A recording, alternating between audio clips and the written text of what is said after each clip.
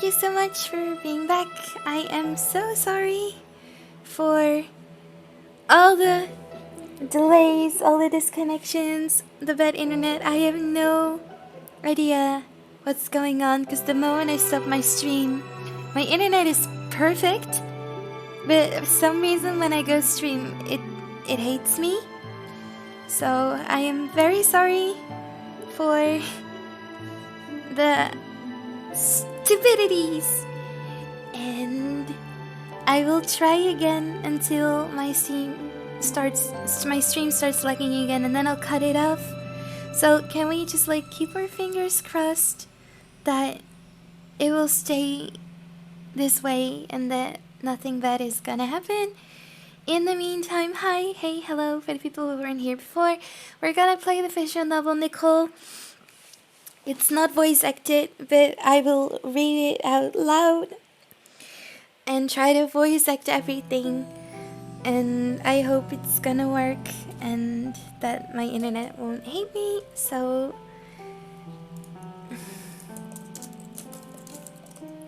let's just see how the computer is gonna react to this. And for other people,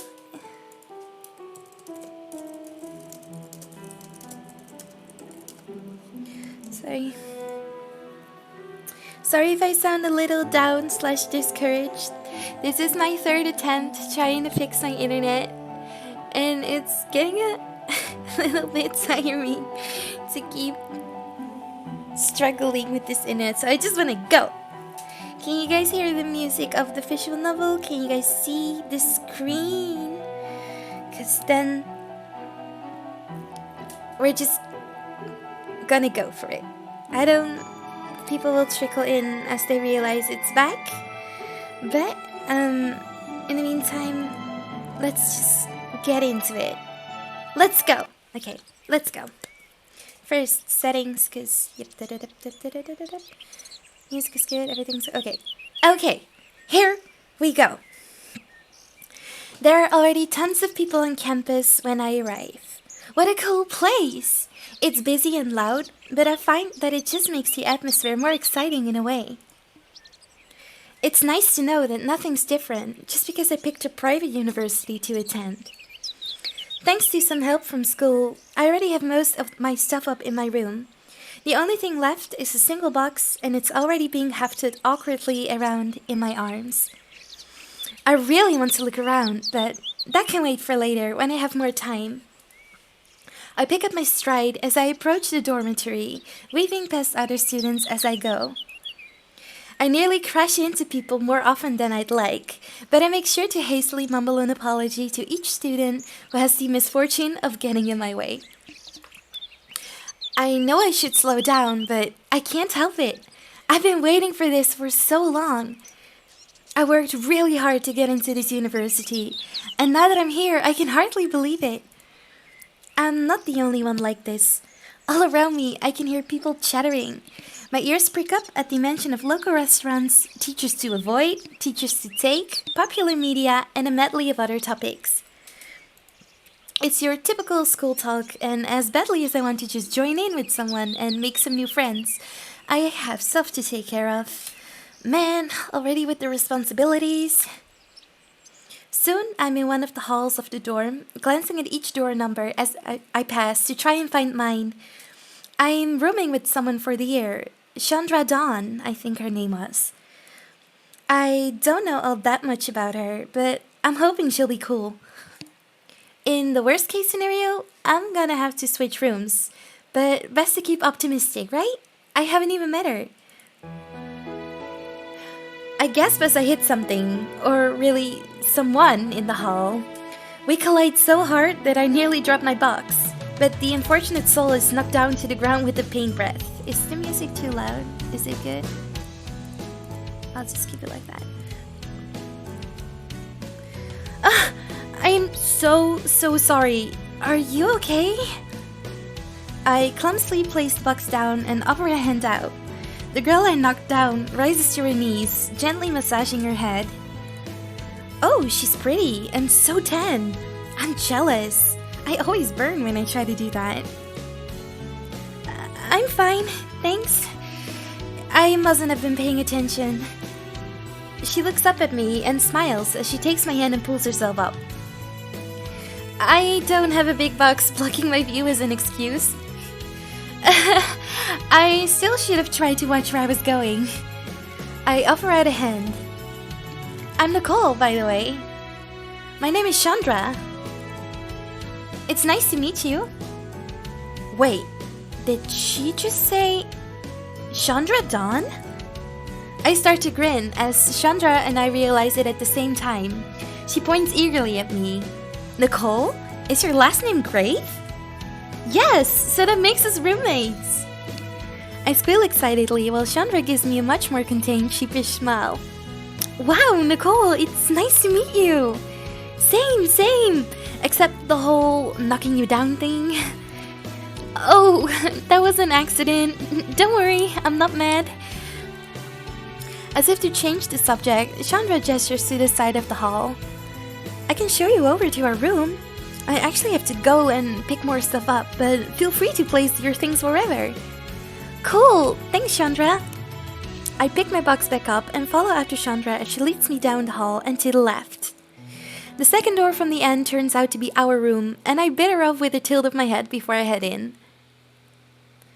Our room's pretty empty, but that's to be expected. I give an awkward attempt at a shrug as I hold the box in my arms. I guess I have the room all to myself for now. I bump the door closed with my butt, then set the box down near where I see my other stuff. I see unfamiliar furnishings at the other side of the room, and I assume those are Chandra's belongings. It's great that she got here around the same time. I like my space and all, but I'm sure it can get lonely with no one around. I have to admit that the room is pretty nice. It's kinda too simple for my tastes, but there's a ton of space for me to put stuff. Yeah, I think I can get used to this room. I give a triumphant smirk as I think of all those people who didn't take me seriously back in high school. A girl like me? At a university like this? Everyone thought I was joking when I told them of my first choice school. Some jerks even laughed at the idea.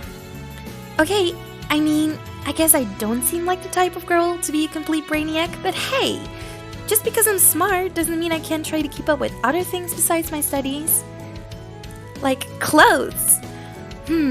Actually, I wonder if there are any sweet boutiques around here. It doesn't take long to log into my school's connection. Despite all the horror stories I've heard about college internet, it's decent, and I start lining up tabs of my favorite websites at the top of my browser. Along with that is a tab of my favorite blogging site of all time, the one, the only, Roller. I have my music player going too, and I hum along to the beat of one of my favorite bands as I scroll through the seasonal cardigans. While I'm at it, I might as well be productive. I quickly make a new tab and type my university's name in the search bar. Of course, the first hit would be my school's website. Gross. I really don't want to think about classes just yet. I scroll past it to look at the other choices. Boring. Oh hey, a school newspaper? That sounds cool. And I figure maybe it has some info on any events happening at the start of the school year. Unfortunately, besides a recap on orientation, which I really do not want to remember ever, there isn't much to read. Oh, hold the phone. Wow, what's this? Multiple disappearance mystery continues? Even as I read the title of the article aloud, I can't believe this. It sounds like some silly rumor the upperclassmen made up to scare us freshmen. Strangely enough, it seems credible, and the author even has sources and official statements from the police and everything. How weird. 3 victims so far. Each girl went missing for around a few days before being found unconscious somewhere in town, unable to remember a thing. And it looks like each victim transferred out afterward. I stop scrolling for a moment as I feel a chill run up my spine. That's so spooky. I don't get it. Can something like that really be happening? Am I missing something? I absentmindedly twirl a strand of hair around my finger as I continue. This actually kind of weird. And oh, the police think this is all the work of some mysterious abductor. I finished the article soon after, but the details I read continue to stay in my mind. People going missing isn't just something you can ignore. Why isn't the school doing more? Why does no one seem to care that much? Well, that's an easy answer. This is all scary as heck, plus, it's way easier to leave things to the police. Yeah, I just gotta leave it to the police. Be a little careful, watch myself at night, and most importantly, study, study, study. I keep my face straight for a mere second before bursting out into laughter. Or maybe I can just buy this striped cardigan as my own start of the new semester present. I click out of the news tab and get started on my favorite hobby, online shopping. This isn't the time to get gloomy. I have a whole year ahead of me, and maybe things aren't going to be as picture perfect as the college brochures want me to believe, but I figure nothing is ever as it really seems at first glance. Hey, if anyone knows that, it's me. Tutorial. In the next screen, you'll see several places that you can visit. In each place, depending on the time of the day and day of the week, you'll be able to do different activities. Each activity can raise one of the stats on the left. I think they're talking about these, yeah. Let you find more clues about the mystery, or simply refill your energy or morale. When the morale or the energy is low, you'll perform worse at each activity. In that case, go back to your dorm and rest. Right now, you can't do any job, but later in the game, you'll be able to work part-time to greatly increase the stats and earn money to spend. There are different endings depending on who you romance and if you solve the mystery or not. Try to see them all. Good luck! Okay, so this is the interactive part. On my left, you can see the date in the game, time zone, how much money I have, my morale and energy, and I can research clues, and one of those four, like there are 4 boys you can romance, and every stat like corresponds with one of the guys. So if you're maxing out one of the stats, then that's good for the guy you want. I am gonna be honest, I have played this game before, so I know which stat you need for which guy. But you guys haven't met the guys yet, so I wonder if I should just focus on getting the clues up first. Okay, so I did forget what to do, so hold on a second. Is reach them without maxing out your relationship with anyone, either A, solving the mystery, or B, failing to solve it. Okay, so I think for now I'm just gonna focus on maxing out my clues, although I wonder if that's the smart thing to do first. I don't know what to do. Okay, so no, there is no female romance option. All romance options are male. And search your old news. Yeah, this is for my clue stat. So let's just go ahead and do that. Search your old newspapers, clues up, morale energy down. Do it again. And socialize with people. Do homework. Bubble bath, cafeteria, socialize. Examine night activities. Helps also with clues. Okay. So as you guys can see, what I did raised up my clue stats a bit, took some of my morale and energy away. And these are the 4 guys that you can date. We got Kurt, Ted, Darren, and Jeff. And you can choose whichever guys you like. I've dated all 4 of them in the game. I already know what's gonna happen. But some of you don't. So you might just... I'm leaving like the choice up to you, who you guys want me to pursue. I will say, Ted is definitely fun to romance. Kurt is nice too. These 2 are my least favorites, although they're very unique in their own ways. But these are nice. These are nice too. Again, you guys can just choose what you want.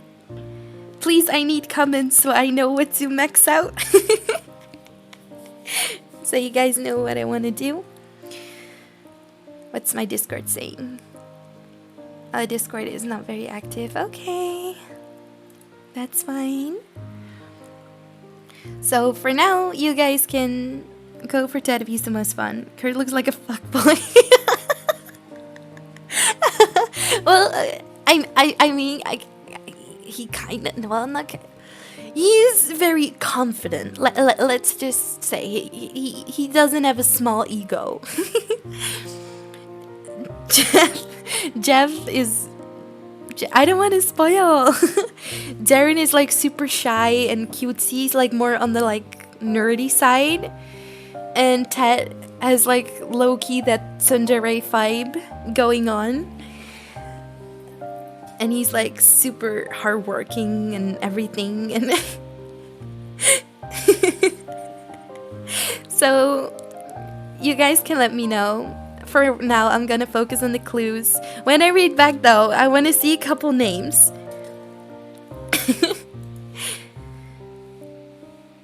Since the amount of clues increases are related to all your others, you might want to wait before starting until you've raised them a bit more. Which one though? Since the amount of clues increases are related to all your others, you might want to wait before starting. So okay, so they do tell me to focus on one of the stats. I vote Ted. Okay, Jeff, Jeff, Ted, peanut butter, Ted. Okay, you guys can vote. I'll read it at the next night. This isn't going as well as I thought it would. I take another look at the campus map I've pulled up on my phone, double checking to make sure I'm in the right area. Yeah, I totally am. I mean, I think I am. I have no clue. Getting to places is hard. I'm trying to find the building where my bio class is going to be held. I found my other 3 classes no problem, so I have no idea why I've suddenly lost all sense of direction. I think I've been wandering around for like 20 minutes. It feels like it's been longer than that, to be honest. Whatever, I'm giving up. I'm just going to head back to the dorm and ask Chandra if she knows. Wait, which way is the dorm again? This is so bad. Why does the biology department have to have such a confusing building layout? I'm going to be stuck here 5 ever. I just know it. And I'll never find my biology class, and I'm going to flunk out of school and become that old lady who lives with a million cats for the rest of my life. I don't even like cats that much. I'm right in the middle of my mental breakdown when I hear someone call out to me. Hey, you there. It's Jeff! Jeffy boy! I see a guy approaching. He looks older than I am, with chestnut brown hair combed neatly into place. His dark brown eyes meet mine warmly, and he gives me a friendly smile before he begins talking. I'm not trying to be rude, but this has to be the 3rd time I've seen you walk by today. Huh? What? I hold a hand to my face, embarrassed. What? You mean people have seen me wandering around like an idiot? The guy chuckles and holds his hand out to try and console me. Please, relax. I'm sure it was only me. Classes haven't started just yet, so there aren't too many people around. I'm Jeff. I'm a 2nd year here. I'm going to take a wild guess and say that you're a 1st year. My shoulders sag. I bet it was pretty obvious. Yeah, you're right. I'm Nicole. I hold up my phone so Jeff can take a look at the school map. I'm trying to get to this building here, see? It's where my bio class is going to be. I want to make sure I don't waste time trying to find it on the first day. Can you imagine if I hadn't done this first? I probably wouldn't have even made it to class in time. Jeff tucks the side of his finger between his lips as he hums in thought. Ah, you're looking for the science lecture hall. That's a staple for life science majors. Everyone takes a class here at least once. I'm surprised you didn't know about it. They didn't show you the building when you toured the school for orientation? It's a big deal in this department. Really? Oh, sorry. I should have been more clear. I'm not a life science major. Pre-law, actually. They only gave us a tour of the law school. Jeff lets out a low whistle. Whew, so you're the exact opposite of life sciences. Taking a class for the GE? Mm-hmm. I want to make sure I cover all my bases. I wouldn't want to accidentally miss a requirement.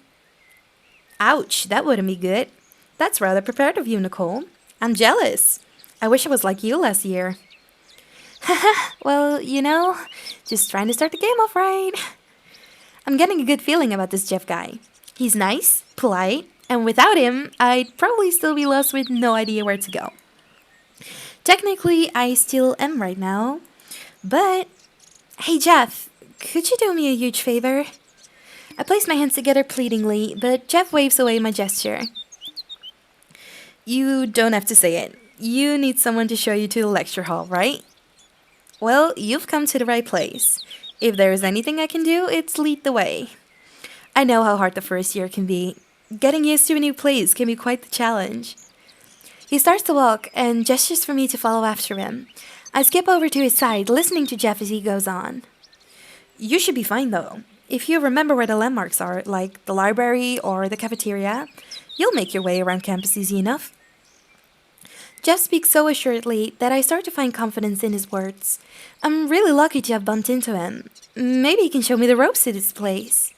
For now, he just shows me the route to the lecture hall, making small talk along the way. It's pleasant, nothing too gripping. He just asks questions about where I'm staying, what other classes I'm taking, the basics. When we eventually reach the lecture hall, I can barely believe it. I know I passed by this area at least once. Man, I was so close and I didn't even realize. Something tells me this area isn't as new as you thought it'd be. Jeff covers his mouth politely as he chuckles at my expense. I don't really mind. I would do the same thing to anyone else. I totally walked past this place. At least I know where it is now. Thanks, Jeff. I totally owe you one. It wasn't any trouble. I couldn't leave you wandering alone like that. Jeff leans forward excitedly and gestures over to the doors. Want to head in and check it out? It's nothing revolutionary, but I personally think the inside is very snazzy. He seems so excited by the idea that I'm drawn in as well, and I agree that taking a look inside wouldn't hurt.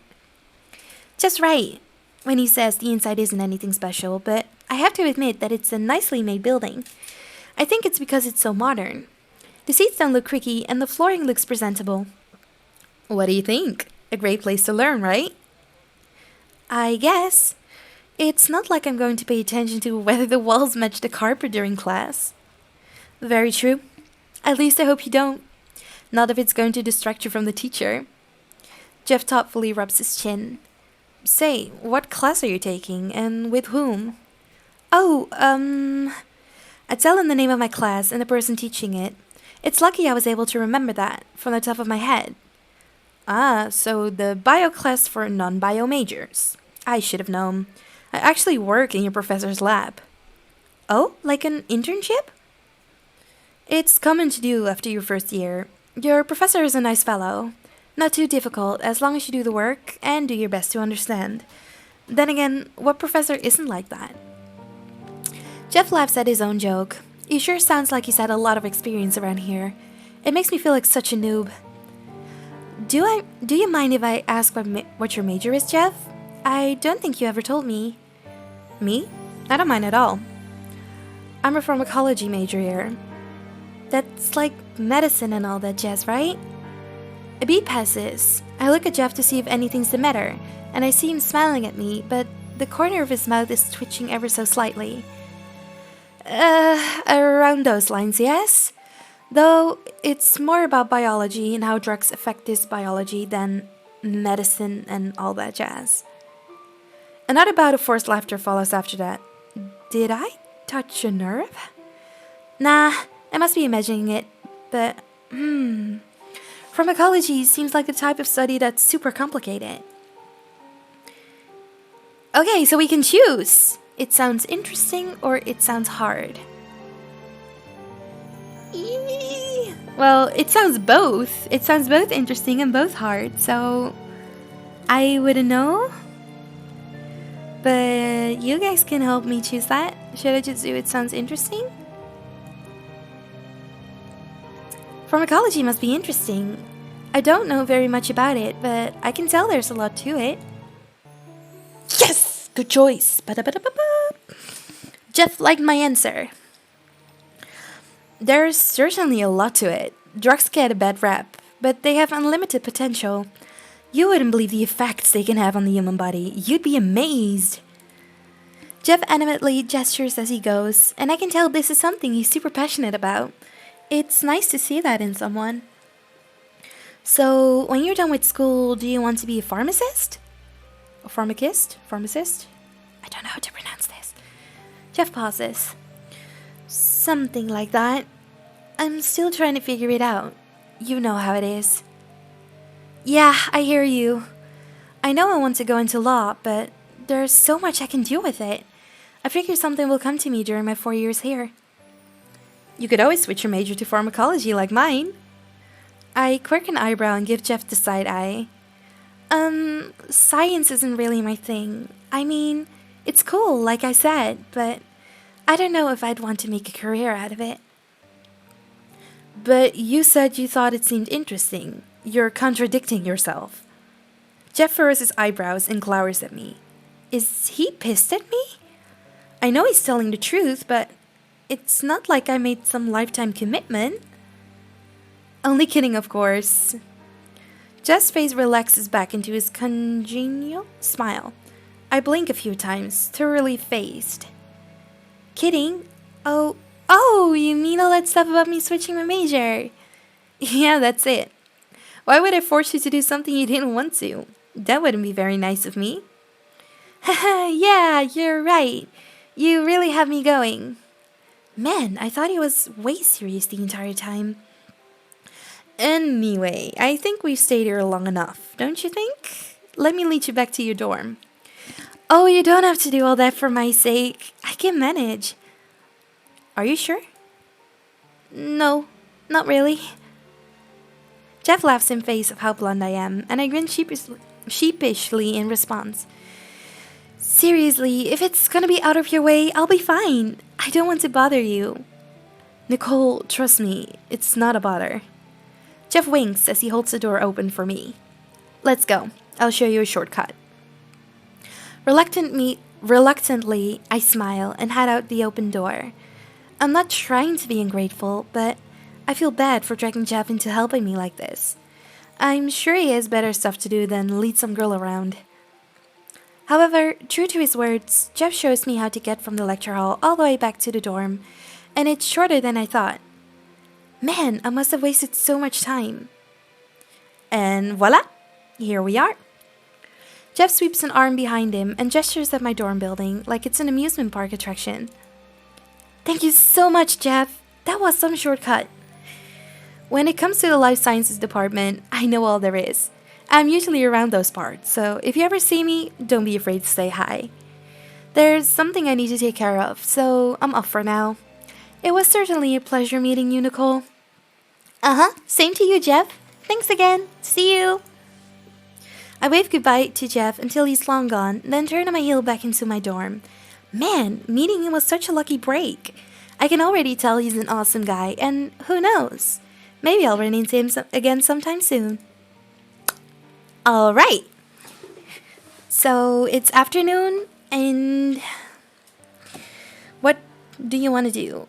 Our morale and energy are still pretty okay. So you guys tell me. Silence. That's okay.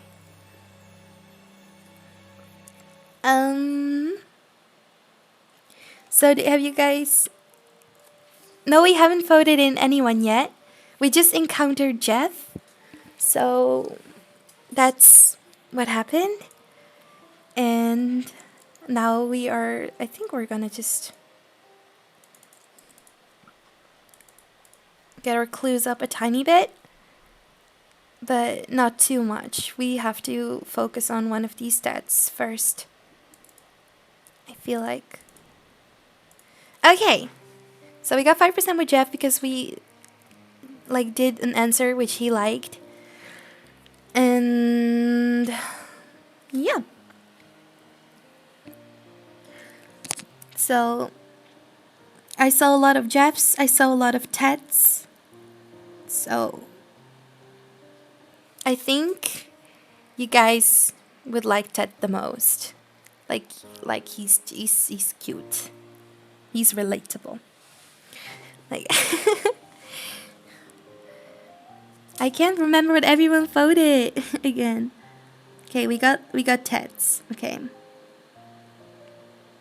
Ted. Okay, I see a lot. Okay, I'll focus on Ted, you guys. Okay, Ted's corresponding stat is diligence.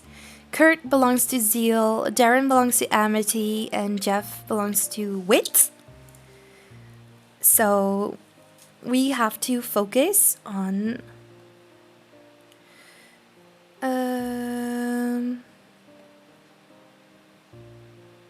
Okay, wait. Let me read.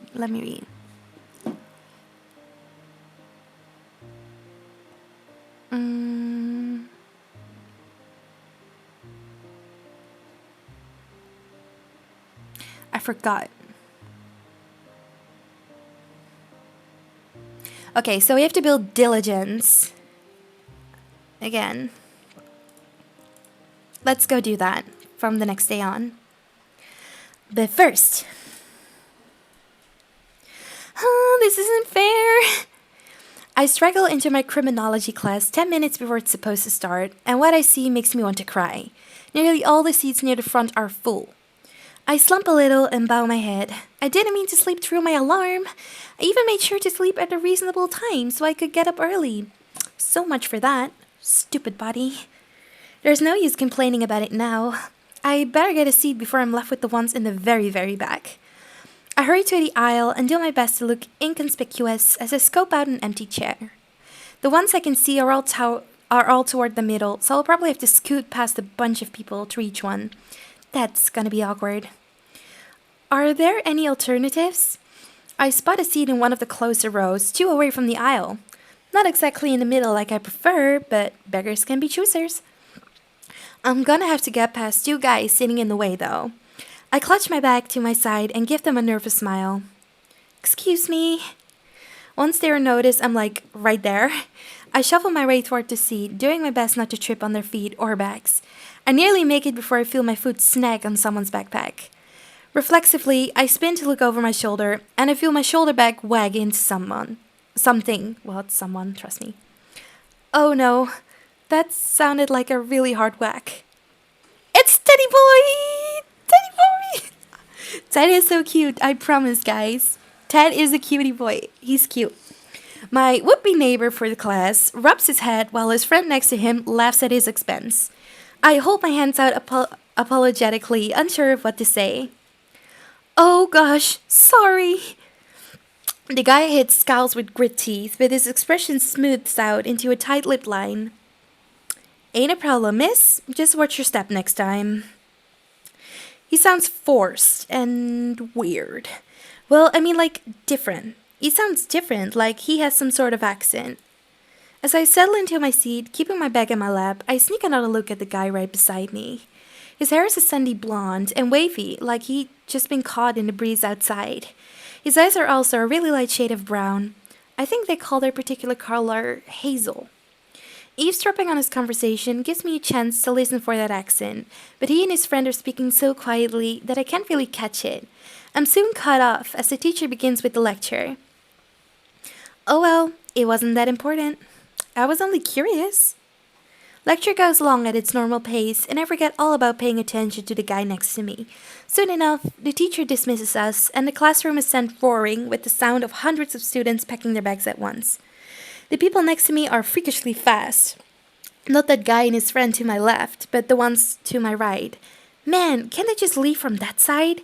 I can see them waiting on me from the corner of my eye, and it's like pressure is on. I save my notes on my laptop, shut it closed, and stuff it in my bag. The guy and his friend don't seem as rushed as I am, but I make sure that I'm out of that row as soon as possible. Maybe it'd be a better idea to sit somewhere less crowded next time. If I manage to wake up, that is. The door slams shut behind me as I leave the building, but a moment later, I hear someone throw it open again. Excuse me? Is someone talking to me? I turn around since I don't see anyone else nearby. To my surprise, I'm looking right at the guy who sat next to me in class. I point at myself unsurely. Now, who else would I be yelling at around here? Of course I'm talking to you. He marches straight toward me and thrusts out his hand filled with several familiar-looking pens. Hey, those are mine! Did I drop them? He nods curtly. You left them behind. I didn't notice till you were long gone, so I figured I'd try and get them back to you. Oh, thanks? I hold my palms out, and the guy drops the pens carefully into my hands. My fingers wrap around their necks to keep them secure. I didn't even use these guys in class today. How did I manage to drop them? Your bag probably had an open pocket. You'd best be careful not to let that happen again. Not everyone in the world would be kind enough to return them. I'm really glad you were. I laugh in relief as I put my pens back in my bag. I make sure to double check that I closed the pocket this time. I'm Nicole. It's nice to meet you. Ted. Likewise. It's a pleasure to make your acquaintance. He offers a polite hand, and I lightly shake it. Now that we're talking one-on-one like this, I instantly recognize where Ted's accent is from. I'm so sure I know what it is, but it wouldn't hurt to check. Okay, I'm just going to come out and say it. You're not from here, are you? The corner of Ted's lip turns inward like he's heard this several times before. It was the drawl that gave it away, huh? I try my best to control it, but some things do their darndest to stick with you. I'm from the South, born and raised. Alabama, to be precise. I moved here a couple of years ago. By the way, guys, I can't do a Texan or whatever accent. I can't do a Southern accent. I'm not even from the States. So, bear with me, okay? I knew it. I allow myself a smug moment and start smiling. Ted immediately takes notice. Why are you grinning like that? He cocks a brow and puts his hand on his hip. Go on, spit it out. You look like you've got something to say. It's nothing bad. It's only about your voice. To tell the truth, I don't know how he's going to react to what I just thought. The way you talk is funny, or the way you talk is cute. You guys? I know what to pick. I know what I would pick, even if I didn't know what I had to pick. But, what do you guys want to say to him? Let me know.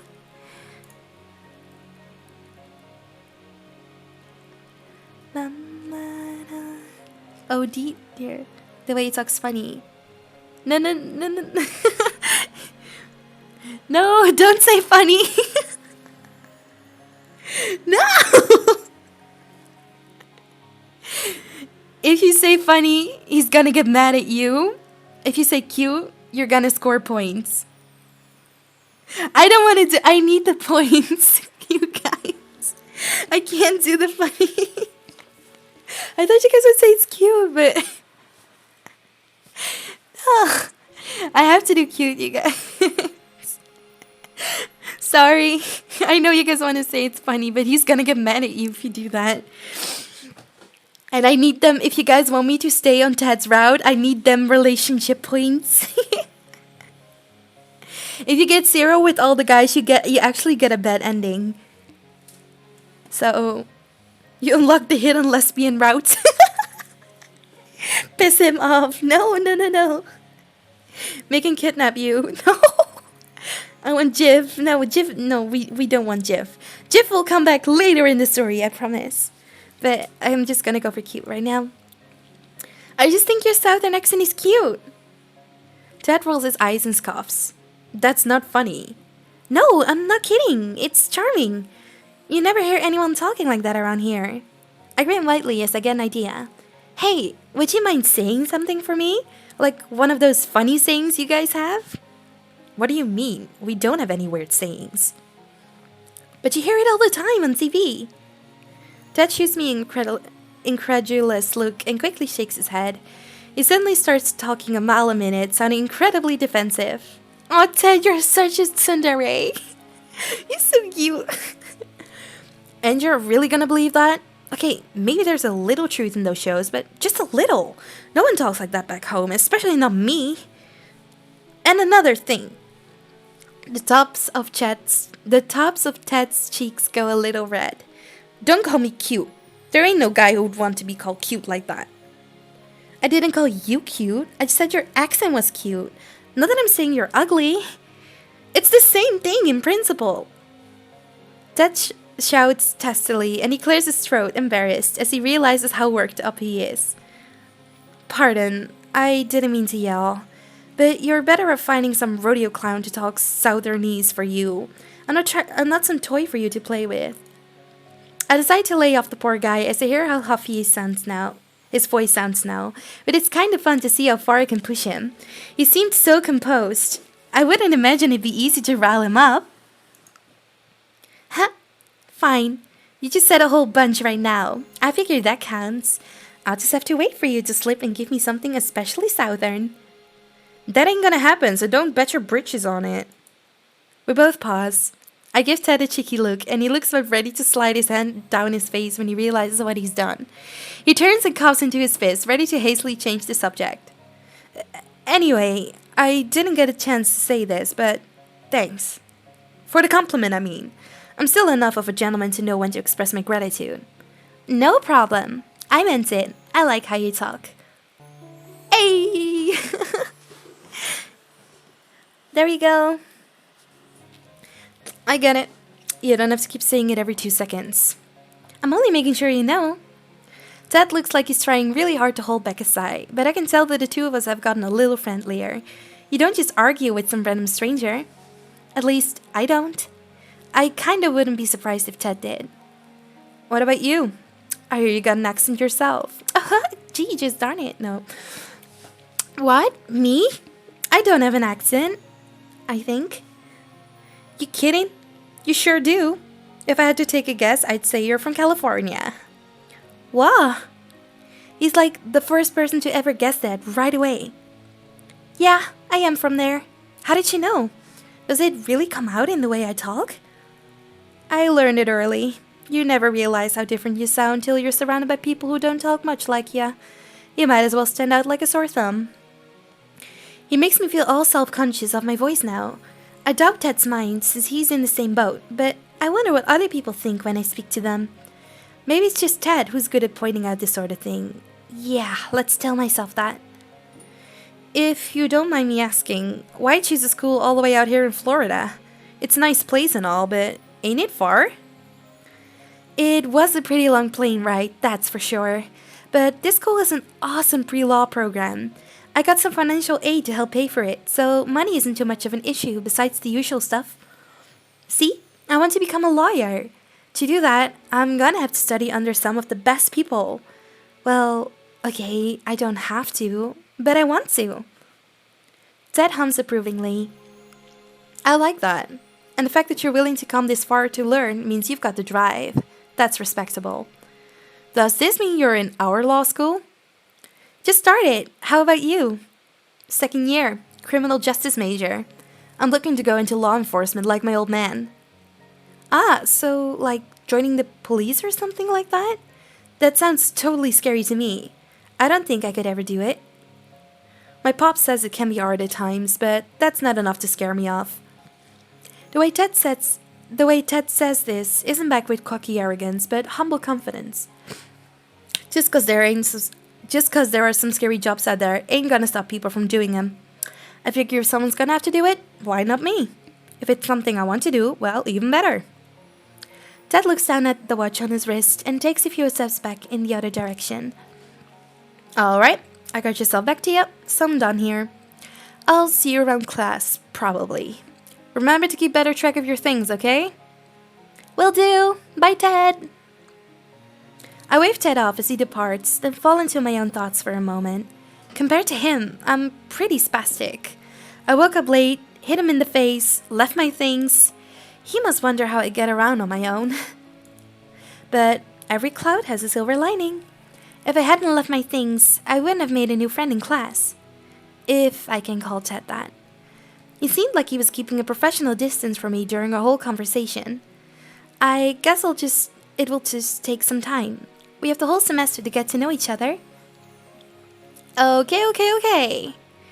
So, we are gonna up our diligence. So...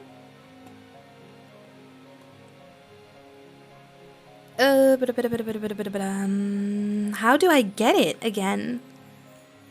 I forgot how to get diligence. Isn't diligence like study? Right? Or is that wit? I don't know. Or is it jogging? Oh, it's jogging. We have to jog. We're gonna have to... I thought jogging would be seal again, which belongs to Kurt, but guess not. Guess we are gonna jog. And I'm pretty low on energy, so I might just... Oh! Tidy room is also diligence. Oh, and it doesn't increase them. Okay, let's do this too. Alright. Today was a regular day in class. I managed to learn something new, but I feel like I could do better. Oh, I know who we're gonna meet. I know who we're gonna meet. It's Curdy boy. Alright.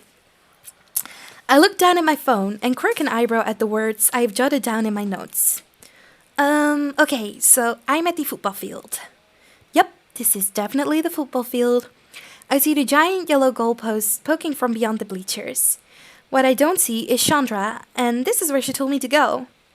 She has cheerleading practice today, but somehow she forgot her special cheerleading shoes in her room. So, being the wonderfully awesome roommate that I am, I offered to bring them to her. But her directions are so confusing. I wrote them out on my phone, but I didn't realize how complicated they were until I had to start following them. Ugh, girl directions, I should have known.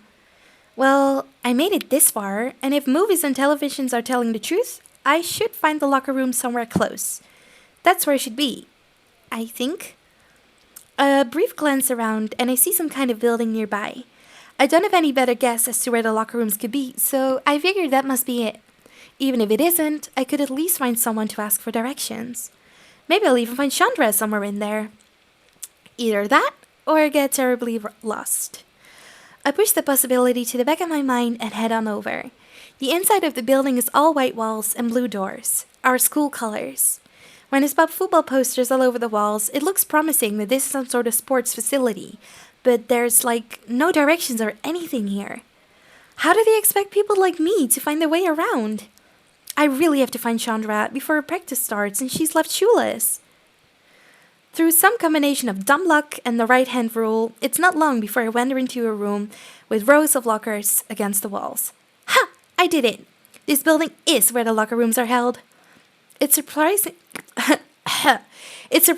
clean here. There's a stray water bottle and a few towels left on the benches, and some shoes are messily shoved into a cubby under the lockers, but it's not like there's stuff littered on the floor. Wait. I take a better look at the shoes in the cubbies. Those look like guy shoes. Doesn't that mean... Before I have a chance to finish that thought, some guy walks into my view. All the blood drains from my face as I see him. It's Kurt! He's a tall guy with messy blonde hair and sharp blue eyes that widen as he sees me. In his hands is a recently wrung football jersey, and the only thing covering his top is a pair of shoulder pads, which still leaves his abs deliciously in view. Where are my abs? I don't see the abs. Where are the abs? Gimme. I love abs. Game where you do this to me. Okay, I shouldn't stare. Okay, I shouldn't even be here with this nearly shirtless guy. I fail to find words and start sputtering like a moron before turning and running out of the locker room. I press myself flat against the nearby wall and nearly sink to the floor. Oh man, that was so embarrassing. My head pops up as I hear footsteps. Please don't tell me. Yo. Hesitantly, I look up to meet the blue eyes of that guy from before.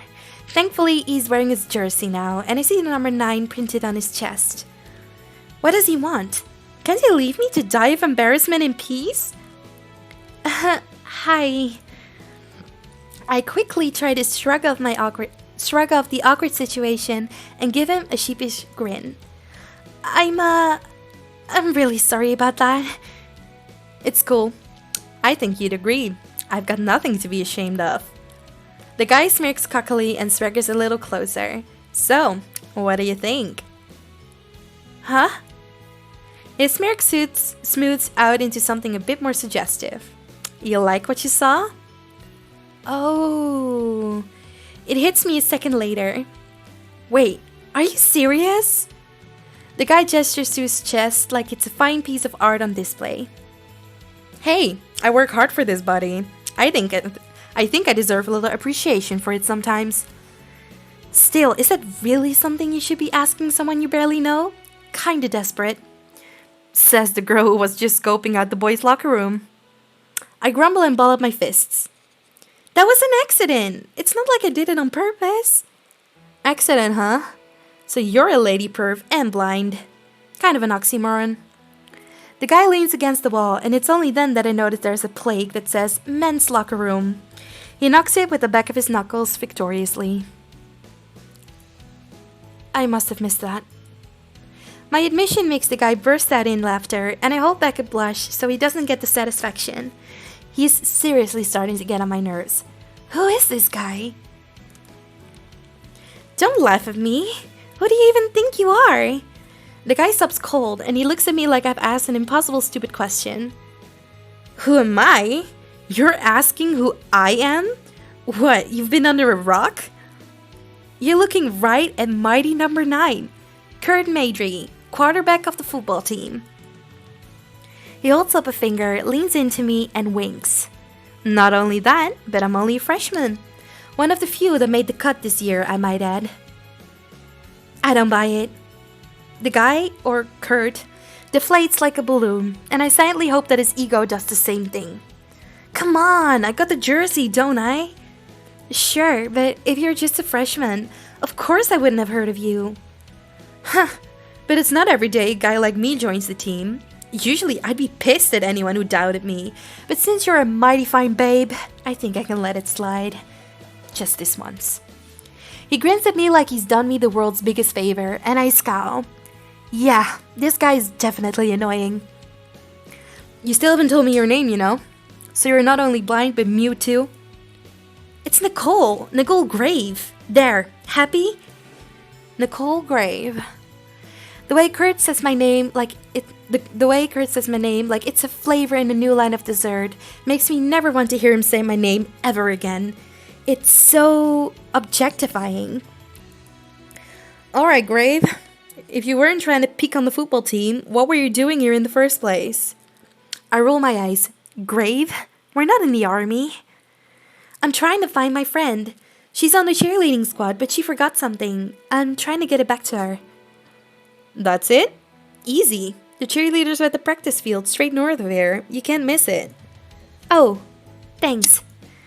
It totally sounds forced, but I have to give credit where credit is due. Even if this Kurt is doing his best to push my buttons. No problem. You're lucky I was here to save your ass. Yes, whatever would I have done without you? I make sure my sarcasm isn't lost on him before walking away, unable to stand Kurt's presence for a second longer. However, I don't get too far before I hear him yell after me. Hey, wait!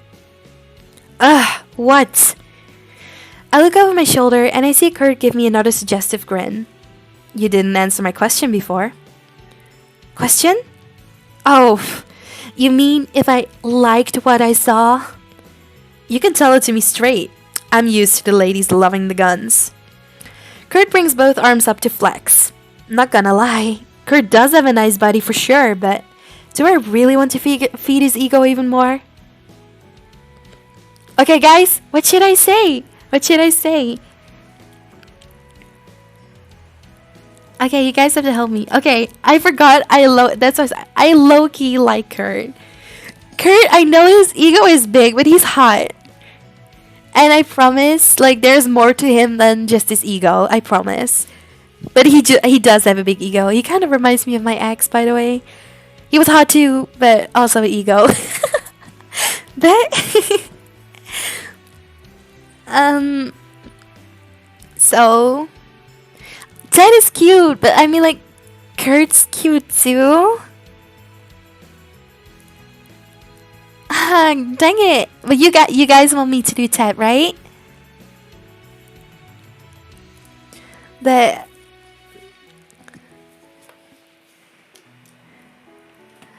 I feel, yeah, both answers would be like hurting his ego, I feel like, but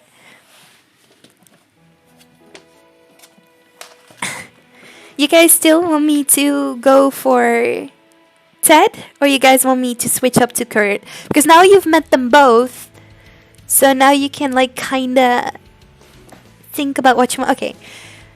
In the meantime, let me go grab a drink. I hope you guys appreciate. I'm gonna go to the bathroom real quick and grab a drink. In the meantime, go decide if you want Kurt or Ted, and I'll read it in like a minute or two. BRB.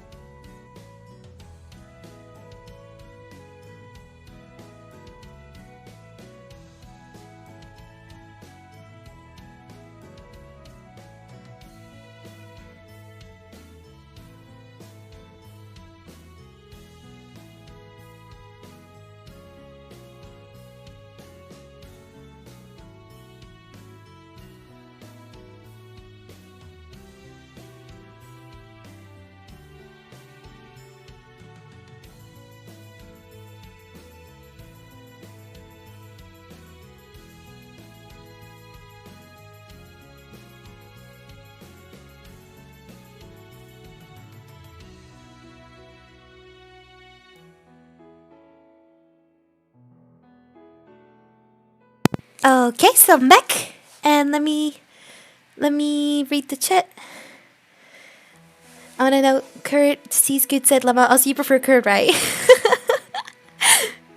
He's kind of hot. I like Ted better. I just got here and I'm so confused. Kurt, ew. I mean, if he has a good side, I want to know, but still, we're trying to decide who the MC should date. I don't like football, so screw this guy. The Leo Mega Ego Jock or the Tsundere Pharmacist.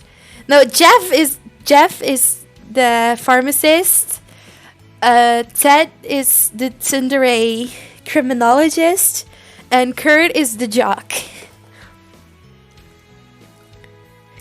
But so I'm kind of interested in who you guys want me to pursue. It's like a visual novel, and I'm voice acting it.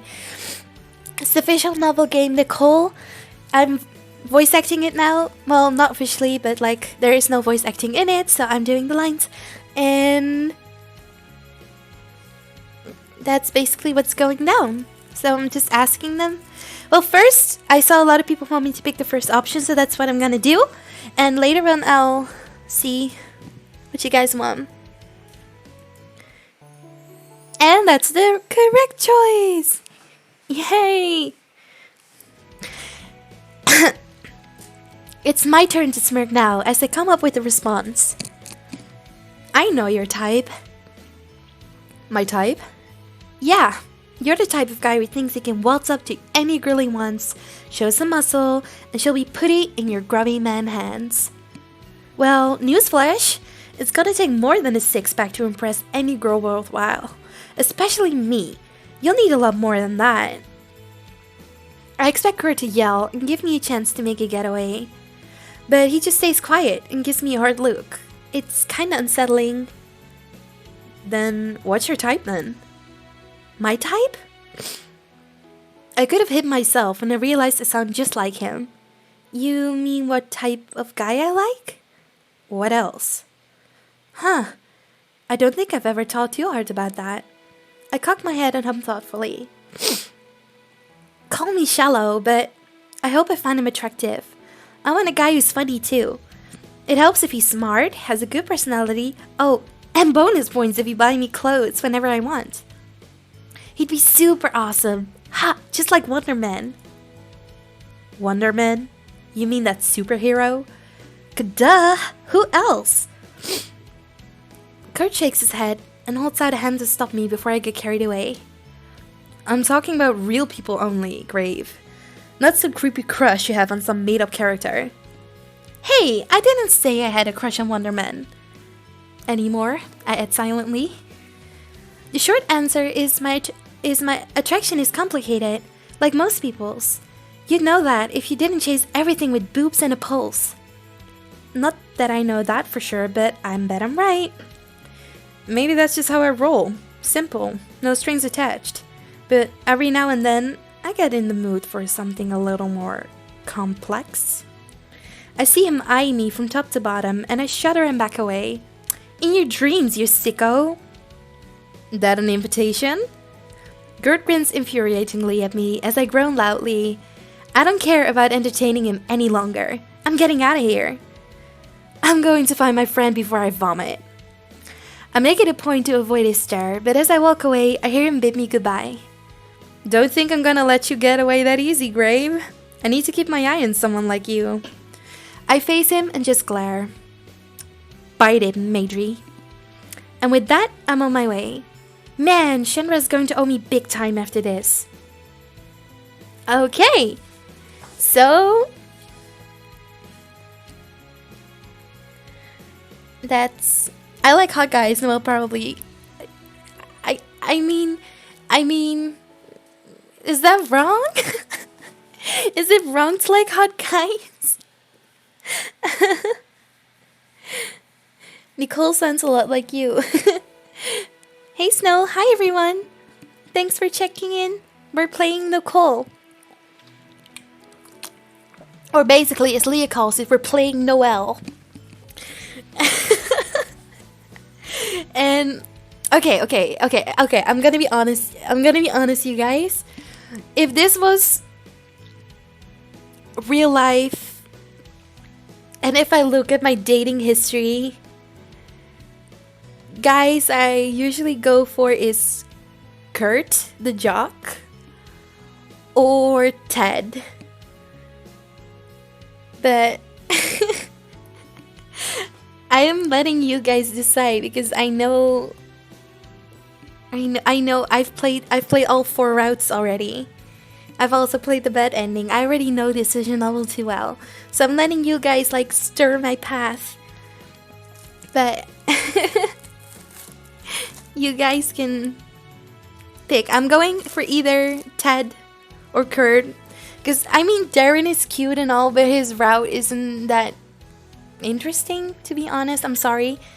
And Jeff, I have my reasons for not picking Jeff, but you'll find out. So I low-key want to switch to Kurt, but I know you guys will hate me.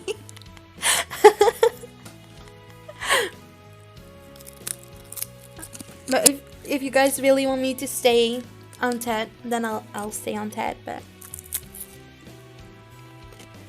also, can you guys hear me eat my cracker? I'm sorry if it's annoying, but I'm kind of hungry. I didn't eat dinner, and it's 9:19, so I kind of want to eat.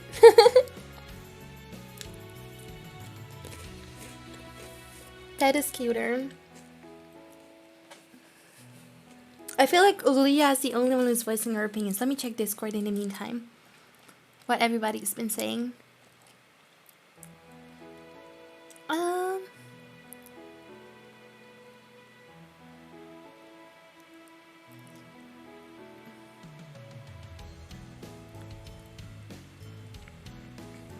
Okay, Discord isn't telling me what I want to think. Come on, Discord.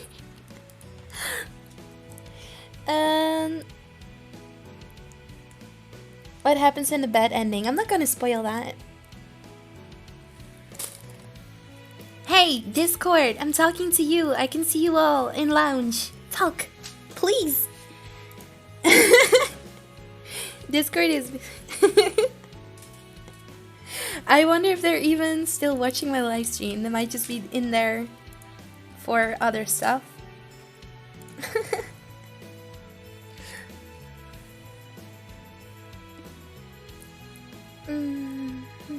Lunch, Noelle needs you. It's okay. Nobody is forced to watch my stream.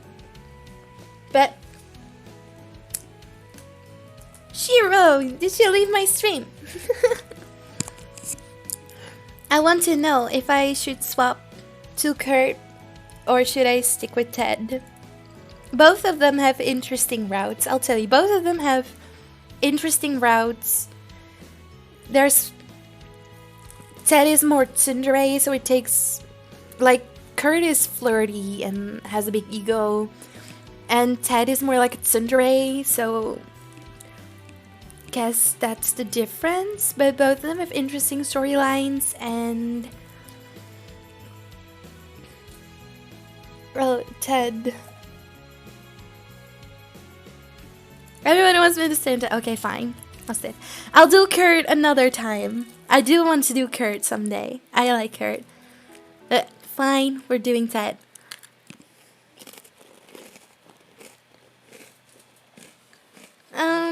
Okay, so we're going for our tsundere boy. And we're gonna max our diligence for Ted. I'm so done. Done. I know I'm only halfway through the assigned reading, but I need a break. My head feels thick from laws and legal jargon. Chandra isn't here either. She's out leading cheers or something. Good for her, but bad for me. I'm so bored with no one to talk to. I briefly consider a nap to rest and recharge, but the open screen of my laptop is too inviting. I'm logging onto my favorite blogging site, Roller. Seconds after the idea pops into my head. I actually run a blog on the site. It's pretty popular, even if I do just talk about my hobbies. I usually write funny stories about my day, post pictures or of clothes, or interesting things I see, and interact with friends I made online. Hey, I told you, she kinda sounds like me in a lot of ways. This is so funny, I never thought about this. It's a lot of fun. It's a way to express myself. Think of it like this. Musicians use instruments as their artistic medium, and poets use paper. In my case, I use my computer. That actually sounds kinda lame now, that I think about it. But I promise, it's way better than I'm making it sound. Oh, before I forget to mention it, my username is Hota Couture. Pretty easy to remember, right? Lots of people on Roller just know me as Hota, though. They know me as Snowwolf. They know me as Lots of people on Roller know me as Snowwolf. No. I'm flicking the wheel of my mouse, scrolling down posts of the blogs I follow.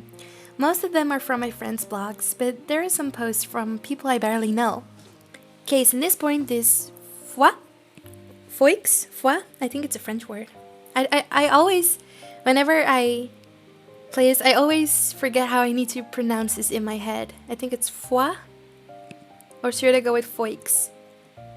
Foi. Can't do it.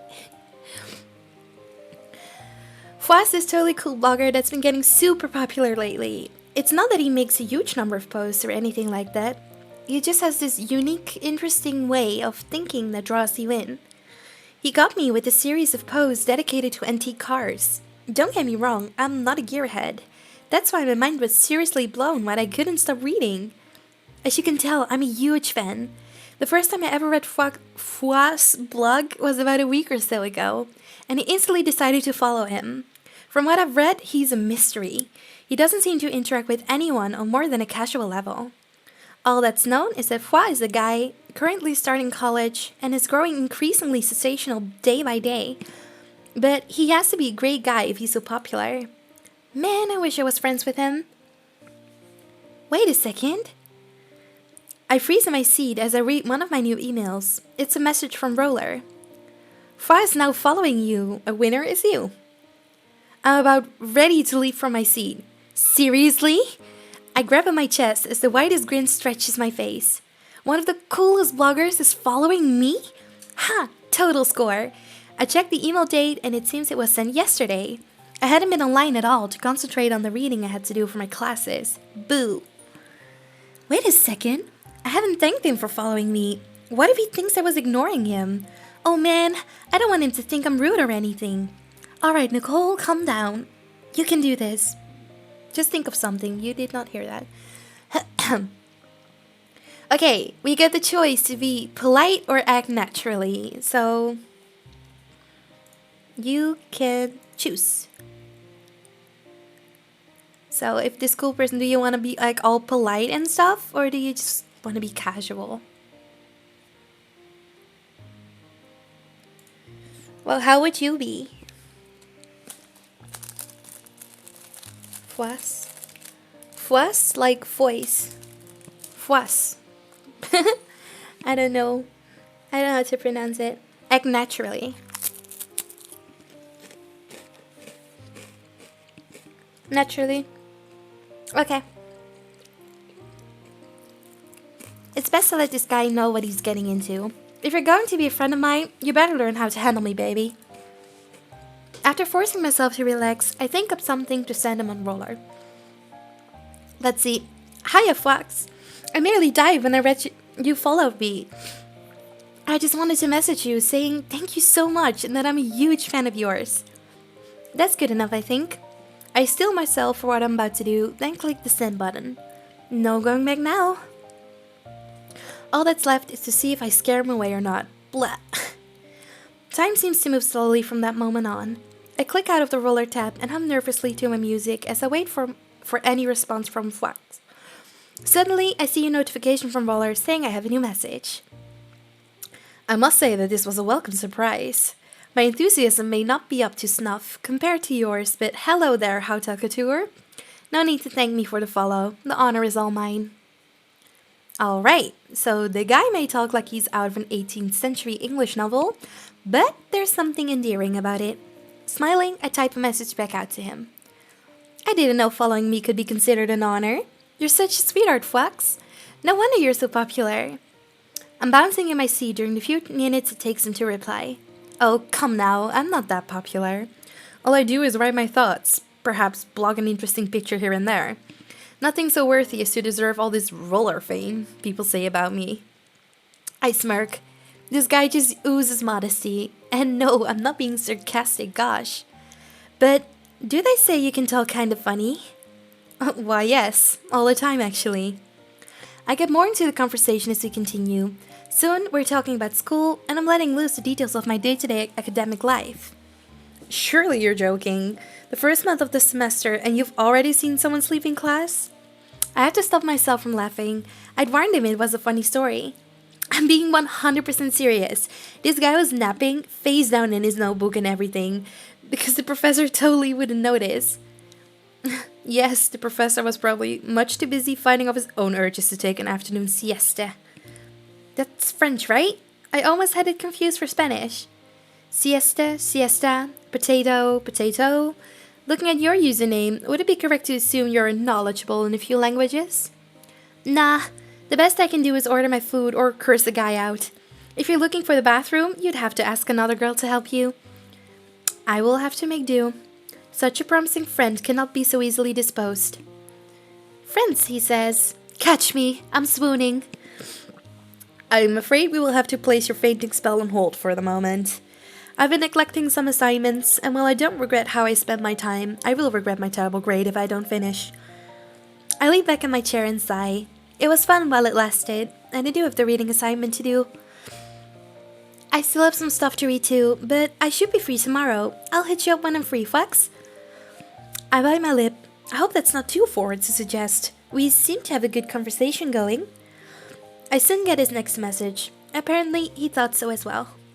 I would definitely enjoy that, much like I enjoyed speaking to you this evening. I'm glad I made the wise decision to follow you. I read the words once more, and I know I'm beaming by the time I'm done. Want to hear another funny story? I'm stoked you did too. There we go. So, let me see.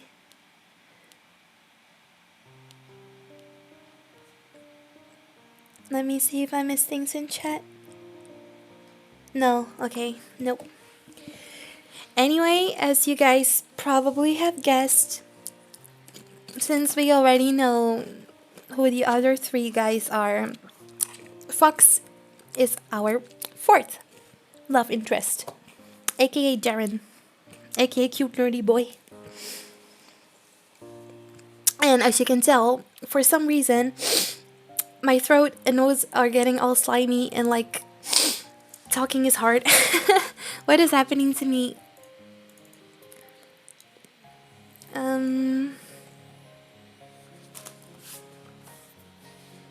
I should tidy up the room.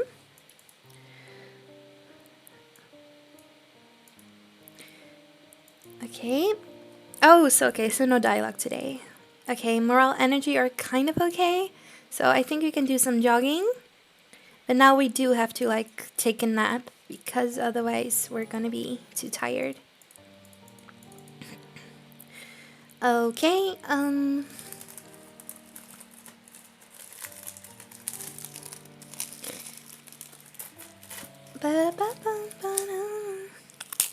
alright.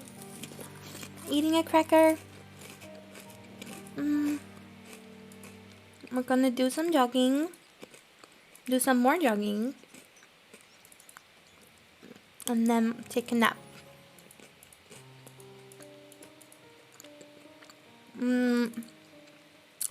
We're just gonna get in shape because there's nothing more we can do right now. Energy's still okay, so let's tidy.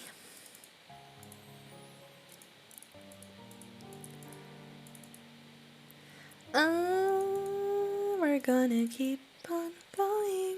Everybody knows it. Blah, blah, blah, blah. Okay, here we go. Ba-da-da-da.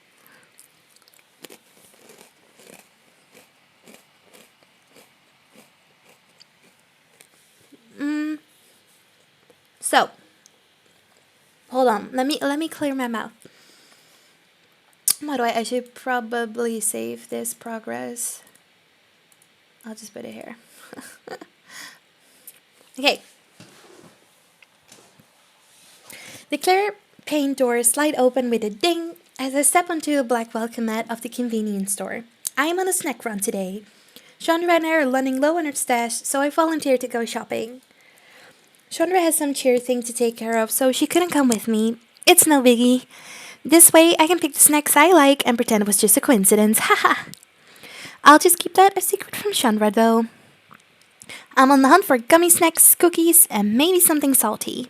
Corn chips sound so good right now, but maybe I'm being too healthy. Salt and vinegar, on the other hand. My mouth waters as I think of the utter sinfulness of that flavor. Yes, I've decided. I'm getting salt and vinegar chips, and no one is going to stop me. Out of the way, people. Those chips are mine. Though, there aren't many customers at the convenience store, which is really weird since this is the closest one to campus. It's clean too, and everything's super organized. It might as well be a mini grocery store.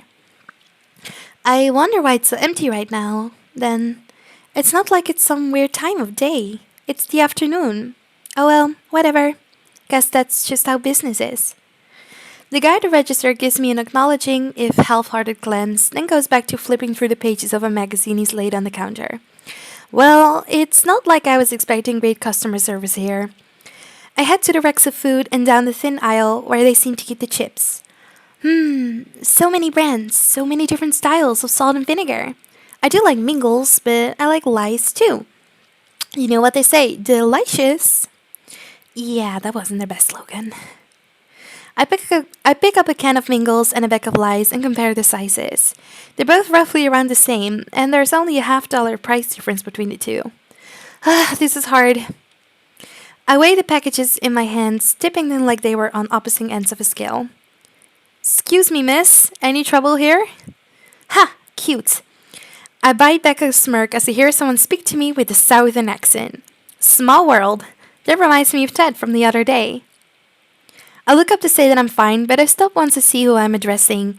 No wonder this guy made me think of Ted. It is Ted! Oh, hey, Ted! I didn't recognize your voice there.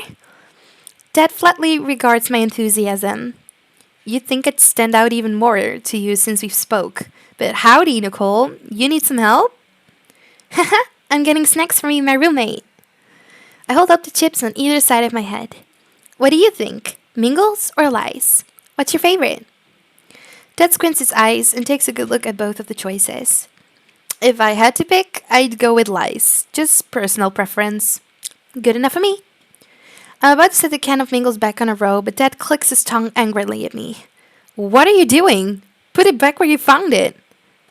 Huh? Oh, sorry. Jeez. I take the Mingles can and take a few steps back to where I got it. I didn't think it was such a big deal. The customers never do.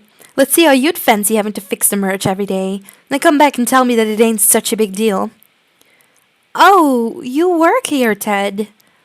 Why else would I be offering to help you? It's my job. I don't know. To be nice? I'm not that nice. The sad thing is, I don't think Ted's being sarcastic right now. So, if you work here, does that explain what the heck you're wearing? I didn't want to say anything when I first saw Ted, but that gray jumpsuit he has on looks really weird. What's wrong with what I'm wearing? You look like you just got off your shift from the mechanic shop. Hey, those uniforms are supposed to be utilitarian. If I had them all frills and garlands, it'd get in the way of work. It just defeats the purpose. I keep quiet for a few moments. You picked this out, didn't you?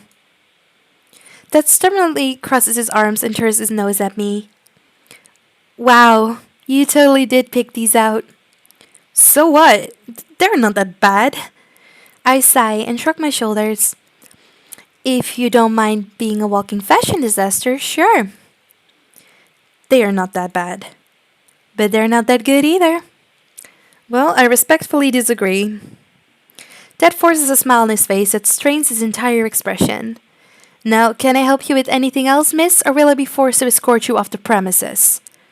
Yeah, he's definitely not being sarcastic now. I chuckle awkwardly to ease the tension between the two of us. Maybe this is why the store is so empty around this time of day. Can you show me where you keep the cookies? And gummies too? All I need is to snack some of those, then I'm all set. They're here in the next aisle over.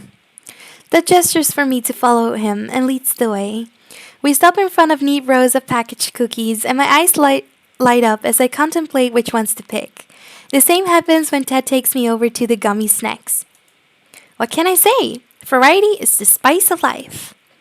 Eventually, I end up with a nice collection going, and it takes the crook of my entire arm to carry them all. Yep, this is definitely more than enough. I notice that Ted looks really weirded out by how many snacks I'm getting. Do you really need that much junk food? Hey, this is supposed to be like a few weeks worth of food. It's not like we're gonna pig out on them. I know, but that's still a ton of sugar and unsaturated fat for 2 people. You're going to gain weight eating these. I just stare at him for a moment. Did he seriously just... Ooh, I'm so going to pretend you didn't just say that. What did I say? Ted gawks at me as I groan impatiently and stride past him towards the cashier. I just want to check out my snacks and go at this point. Too bad the guy at the counter is already beating me to it. He's like halfway to the door. When Ted sees this, he pushes past me and towards the guy. Hey, where do you think you're going? This other guy is wearing the same ugly jumpsuit that Ted has on, so I'm guessing he works here at the convenience store too. I'm taking off. My shift's over for the day. No, it ain't. Remember, I told you, you have to work a few extra hours today to make up for the vacation time you took. Can't you just forget those? It's not like anything's ever going on. No one's gonna care if I'm not here. I hear Ted growl under his breath. I bet he'd have an animated vein pulsing on his forehead if this was some sort of cartoon. Listen here, punk. I don't care what your lazy excuse for a reason is, but you made a commitment to this job. As your superior, you follow what I say. And I'm telling you to stay and do your hours. Got it? Oh, I got it, all right. The guy turns on his heel and runs out the sliding doors. Neither Ted or I react with more than a blink until we realize what's happened. He totally just ran away. That son of a gun. Get your ass back here. Ted bolts off past the glass doors, and I awkwardly hang back, wondering what to do. It'd be bad to leave the store unattended, but I want to see what Ted does to this guy. Call it morbid curiosity. However, when Ted drags himself back into the convenience store, I can tell there were no beatdowns to be had. He curses under his breath and heads behind the counter himself. Did you get him? Ted stays quiet as he punches a few keys on the register. I wasn't running as fast as I usually do, so that bastard gave me the slip. Poor guy. Nothing's worse than a bruised ego. I humor him with a sympathetic nod. So, what do we do now? There's no helping it. I'll be the one to check you out. Is it so much to ask for competent work around here? Ted reaches out and snatches his neck from my arm, ringing it through the register way more aggressively than he should. He's gonna break my cookies if he keeps that up. I dump the rest of my snacks in the counter as neatly as I can. I don't want to have Ted screaming at me for having some messy row or something. Always the same damn thing. Get an application, meet him, they promise they'll work hard from the start, then I end up having to chase them out the door when they decide to skip out on work. As I notice him wriggling my bag of gummy bears in his hand, I tentatively raise my voice. Ted? I gesture at his hands. Ted looks down at the plastic bag he's nearly crumpled into a ball and gasps. Wah, sorry. It just really grinds my gears when people half-ass things like this. Don't you think? Ted looks at me expectantly for a response. I can sympathize with the guy, but I really just want my snacks here. Okay, guys. Choose! Choosing option. In the meantime, I will read what I missed.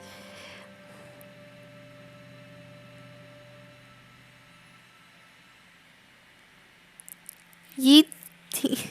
Okay. Happy birthday, Dragon Thunderblood. Oh, happy early birthday. Also, oh, people are spacing out. Should I just stop the stream? Has it gone on too long? It might have. It's almost 10 o'clock too. So, I might have to continue this another time. But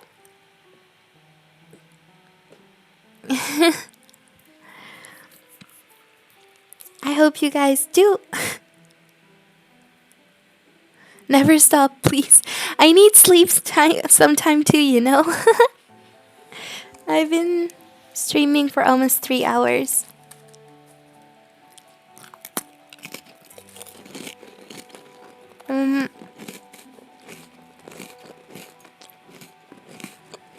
Plus,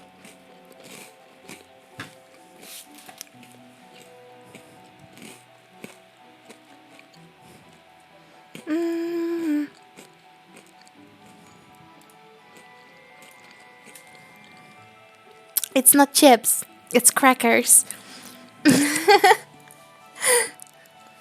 But you guys want me to continue, or what do you guys? I can continue for another hour if you guys really want me to. But you gotta let me know.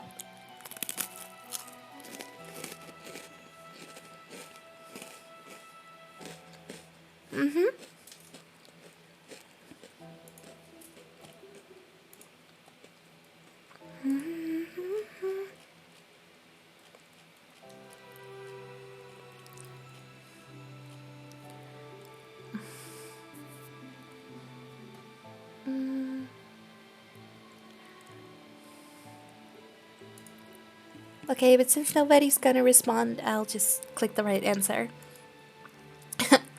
When I think it over, the guy was pretty ridiculous. Ted could have done it better, but he was justified in yelling like he did. He shouldn't have run out like that. It didn't sound like you were being unreasonable. Hey!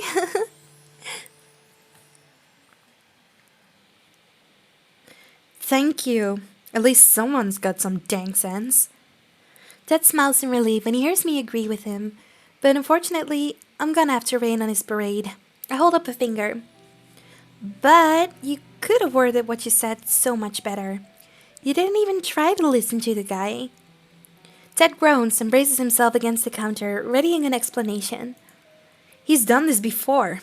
He'll promise to make up his hours later, then never gets around to doing it. It's useless to try reasoning with slackers like that. See? That's what I'm talking about. You can't go around calling people slackers. I lean against the counter into Ted. You kinda lack tact, my friend. Scratch that. You really lack tact. Ted frowns at me as he starts scanning in my bag of lies. Okay, he needs to be especially careful with those. I think I have tact. If you did, you wouldn't have went and told the girl that she's gonna gain weight. We're sensitive to these kind of things. I hug my shoulders playfully, feigning the very image of a sensitive flower.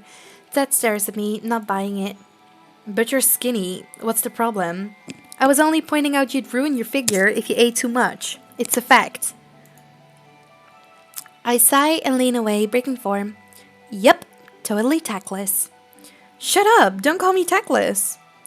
And you're so yelly. I'm right here. You can talk normally. I'm not... Ted stops himself as he hears how yelly he's getting and quietly starts begging my snacks, grumbling. Maybe I can get a wee bit yelly. Just a bit. Ted lets out a self-derisive laugh, and I smile as he finally seems to relax again. Yelling's a necessity, okay? I wouldn't waste my breath if I didn't have to, but no one listens to the guy in charge unless he gets loud. Oh, you're the boss of this place? Technically, the place is owned by my pa. Call it nepotism, but someone's got to take control of this place while he's busy. But it has to be hard working and going to school like this. Talk about pressure. It can get like that sometimes, but that just means I need to buckle down and work harder. Nothing's impossible. Ted hands me a plastic bag filled with all the snacks I picked out. Geez, he makes everything sound so easy. Here you go, now for your total. The price makes my wallet squirm in my back pocket, but I guess it could have been way worse if I shopped anywhere else. I paid Ted the amount with my debit card, then take the bag. You want your receipt? I shake my head and Ted crumples the receipt in his hands. Okay, then you're set. Have a nice day. Thanks, you too. I hang the bag near my knees and grin jokingly at Ted. Maybe next time I can get a discount since I'm cozy with the boss. I didn't even allow myself discounts.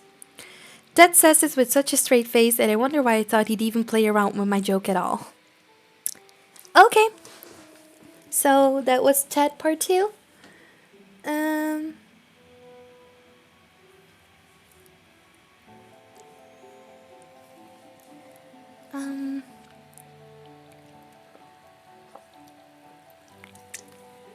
Staying hydrated. So, okay, it's already dusk. Tidy up room. Okay, so we just have to continue jogging and then cleaning to get our diligence as high up as we can.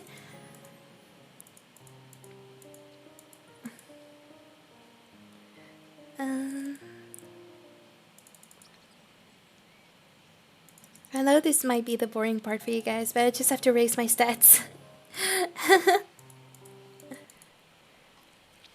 I strike as soon as anthropology class is over. I arrive early to my economics class and smile to myself as I say nearly all the seats are free. There's always something really satisfying with being one of the first people to reach class. Oh, wrong button. Whee! You get your pick of the seats. You can watch everyone else pile in and silently judge them. I mean, I don't do that. Okay, maybe a little. But it's nice to be able to relax and not feel hurried to sit down. That's why I make sure to get to class early as often as possible. I don't want to be stuck in a pre-class traffic jam at the back. Ain't nobody got time for that. I take a seat near my usual area, towards the front and near the center. I want to see everything that my professor is writing on the board, so this is the perfect place to be. Once I get settled and my bag's tucked away near my feet, I pull my laptop out to prep for class. It only takes a few moments, not that I expected it to take a while. All I have to do is pull up a blank doc, sit back, then log onto Roller. I don't have anything better to do. It couldn't hurt. I scroll down, admiring different pictures of clothes and sceneries when I suddenly reach a photo set that makes me want to groan. It's just a bunch of different pictures of Wonderman put together, like totally harmless on their own. But it reminds me of that run-in I had with that one guy. What was his name? Kurt Madry? I asked Chandra about him when I finally got her Schuster that day. He wasn't lying when he said he was the quarterback, or where he claimed to be a freshman just like me. They call him some kind of football star, like a football prodigy even. At least, that's what the other girls on Chandra's cheerleading team said. Kurt's apparently really popular in those athletic circles. That's cool and all, but it still doesn't make me like him. He was totally out of line when he was talking to me, and if I see him again, it will be too soon. Crap, I got myself worked up. I turn back to Roller in hopes that it will settle me down, and it slowly works. More people start showing up to class as I web surf, and I briefly take notice before returning to my laptop screen. That is, until I see him. Who's it gonna be, guys? Who's it gonna be? Who's it gonna be? Oh, you guys already know who it's gonna be, I think. Wait, hold on. Sorry, I just saw I got a message from work, but I can't be bothered. But take a guess, you guys. Who's the boy? No, actually, it wouldn't be a surprise. We had just talked about him. But I see Kurt freaking Madry waltz into the classroom, and my heart plummets in my chest faster than an anvil off a cliff. I pray that he's only lost something. That he's only lost or something. Please be lost. Please don't be taking the same econ class as me.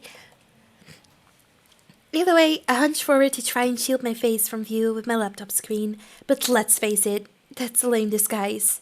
And lame disguises never ever work. Well, well, well. I can hear Kurt chuckle gloatingly to himself. Why is he even doing that? It's not like there's a prize for spotting me in his empty row. You're in this econ class too, Grave? Crap! I sigh. Unfortunately, it must just be my lucky year then. I can't believe this. How could I not have known? Shouldn't I have vaguely recognized him when we first met? I didn't know you were in this class either. Where do you usually sit? Oh, today's my first time attending. Is that a bad joke? Nah, completely serious. Just didn't feel like it, you know? Figured I wouldn't have to. Did you know there's a test coming up, like, soon? Which is why I started coming to class? Kurt points to his head as if it should have been obvious he had thought this out, and I can only stare at him, dumbfounded by his logic. I don't know what to say. You could invite me to take a seat? No. I'm so adamant about this, it's not even funny. Go sit in the back like all the other losers. Hey, Kurt Madry ain't a loser. He's a damn winner. Sides. I don't see anyone else sitting here. With a smug grin, he takes a seat next to me, and I don't bother arguing the point. It's not worth causing a scene to make him move. I'll just ignore him when the teacher starts talking, and it will be fine. I can do this. However, the moment I catch him glancing at my screen, I shoot him a glare. It's not that I'm particularly embarrassed of anything I have on screen, but it's just annoying. Don't do that. Do what? Look at my screen while I'm doing stuff. It's creepy. Kurt makes it a point to keep his position. He smirks at me and starts rubbing his fingers against the table as if waiting for me to continue with what I was doing. Go on. I just stare at him. He keeps drumming those fingers. We have reached a stalemate. You know, you seriously suck. Nah, Grave. I think you'll find that I rule. I don't have a chance to retort. Our economics professor enters the classroom and places his briefcase on the table at the head of the class. Man, I have never been as happy to see the teacher as I am now. I click out of my browser as class begins and focus on my teacher as he begins his lecture. This guy explains a lot, so he tends to rush. I have to keep on my game if I want to understand what he's saying. But as the lecture proceeds, it's hard not to notice Kurt next to me. The guy has a notebook and a pen out, but it's like he's not paying attention at all. Well, okay, that's kind of too mean to say. He does look like he's trying. He writes after a teacher talks, and I can see a few lines of the pages are scratched in with notes, but he's definitely having a hard time keeping up. Well, if Kurt came to class, he would have known how fast this teacher talks. Still, I do feel bad for him. A little. Alright, a lot. Sometimes I think I'm way too nice for my own good. Class ends, and I silently sigh in relief. That wasn't so bad. I got most of the material down, and I actually understood it. Kurt, however, doesn't look like he had the same luck. He leans back in his seat, and I can hear him tiredly groan under his breath. Everything okay? I'm hating myself for taking this class. I didn't know it'd be this damn hard. Just try showing up more? Maybe you'll actually learn something that way. I take on a tone of lighthearted teasing, but Kurt looks very unamused. Geez, it was just a joke. Yeah, well, I didn't find it very funny, Grave. Kurt slams his notebook closed and reaches under the table to pull his backpack out. Do you, need this class? What are you thinking for your major? I don't know, business? He says it so non-committally that I wonder if he just thought of that right now. Oh, then yeah, you definitely need this class. I'm only taking it for the GE requirement. I'm actually thinking of majoring in law. Law, huh? I didn't peg you as the type. The type? He better not be saying that I don't look smart. I had enough of that crap back in high school. The law type? When you think of someone going into law, you think tight suits and turned noses and stuff. But you're not like that. For one thing, you're way too sizzling. Though hell, I bet you'd pull off a sexy librarian look real well. And you say I tell awful jokes. Being completely serious here, but whatever. What about me? Kurt does that thing where he gestures at himself like I should be honored to bask in his glory. Can you imagine this fine specimen of man going into business? Trust me, I can rock a suit. Got the prom pics to prove it. I'll pass on the pics, thanks. But you in business? I take a moment to imagine it. Can I really see Kurt doing well in the business world? Answer time, answer time. What do you guys want? Tell me what you guys want. Who am I kidding? Every time I ask, nobody replies, so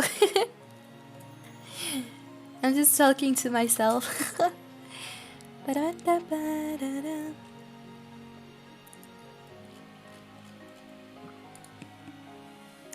know.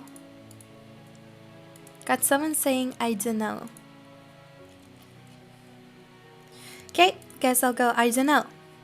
I hesitate and hum tentatively. I'm not so sure if Kurt will like what I'm about to say. Wait, I we busy in Discord? Yeah, I read Discord.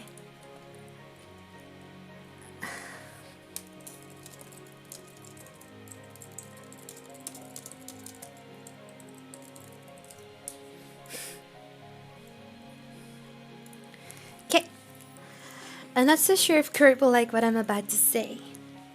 I don't know if I can really see you doing business. You don't seem that into it. Maybe like a famous football player instead, yeah, but businessman? I don't expect Kurt to like what I'm saying, but for some reason, he seems excited by my words. Good choice, whoever suggested it to me.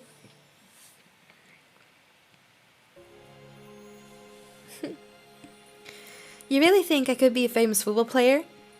I blink a few times, taken off guard by his seemingly positive reaction. I pictured him reacting a lot differently to my honesty. Yeah, I can. You're supposed to be your school's quarterback, right? I figure you earned that somehow. It's not like I've seen you play, though. I'm only going by what I've heard. I'll have to take you out to one of our games, Grave. Send those doubts to rest. No, thank you. I'm not too into the athletic scene. You're missing out. I love it. Grew up on it, actually. Kurt beams as he starts going into his story. I started playing football when I was just a kid, around the age of 8 or 9. Totally dominated the touch football league and just made my way up from there. I got into the school through an athletic scholarship. Scouts came to one of my big games, saw me rock the field, and the rest is history.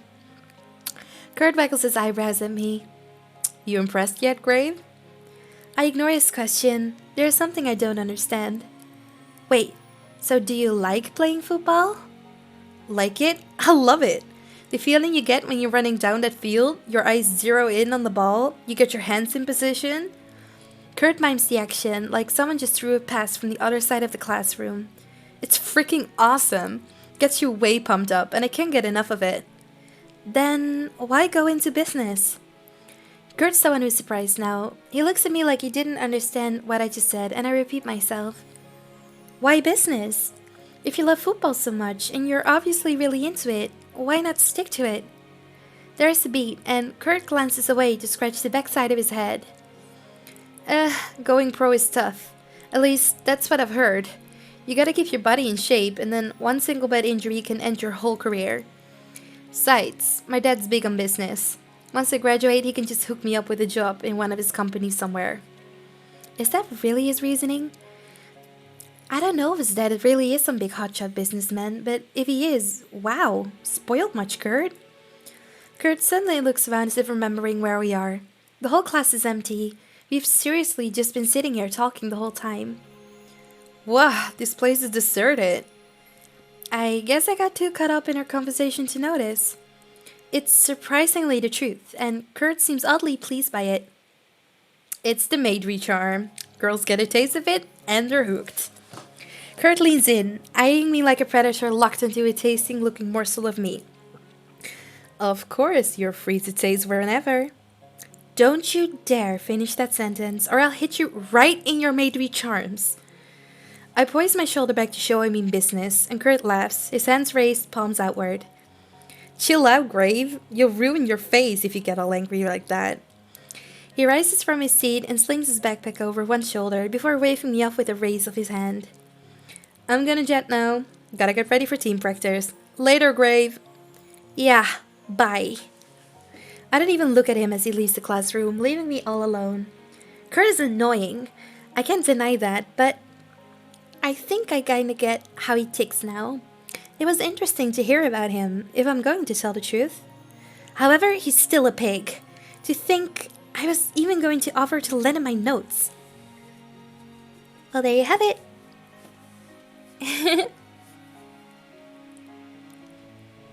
Wassas. So, I'm now already locked on to Ted, but Kurt is definitely my favorite.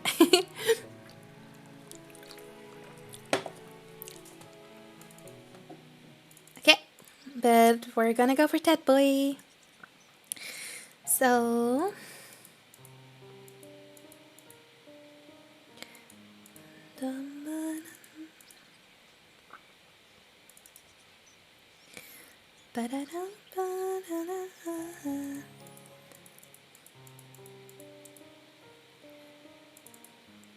Gotta do the boring stuff, which isn't fun to look at.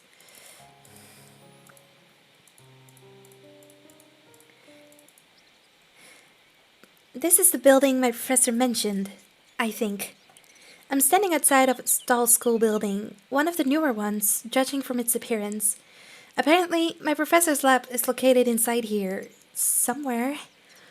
I kinda have this thing where I like to get to know my teachers as soon as possible.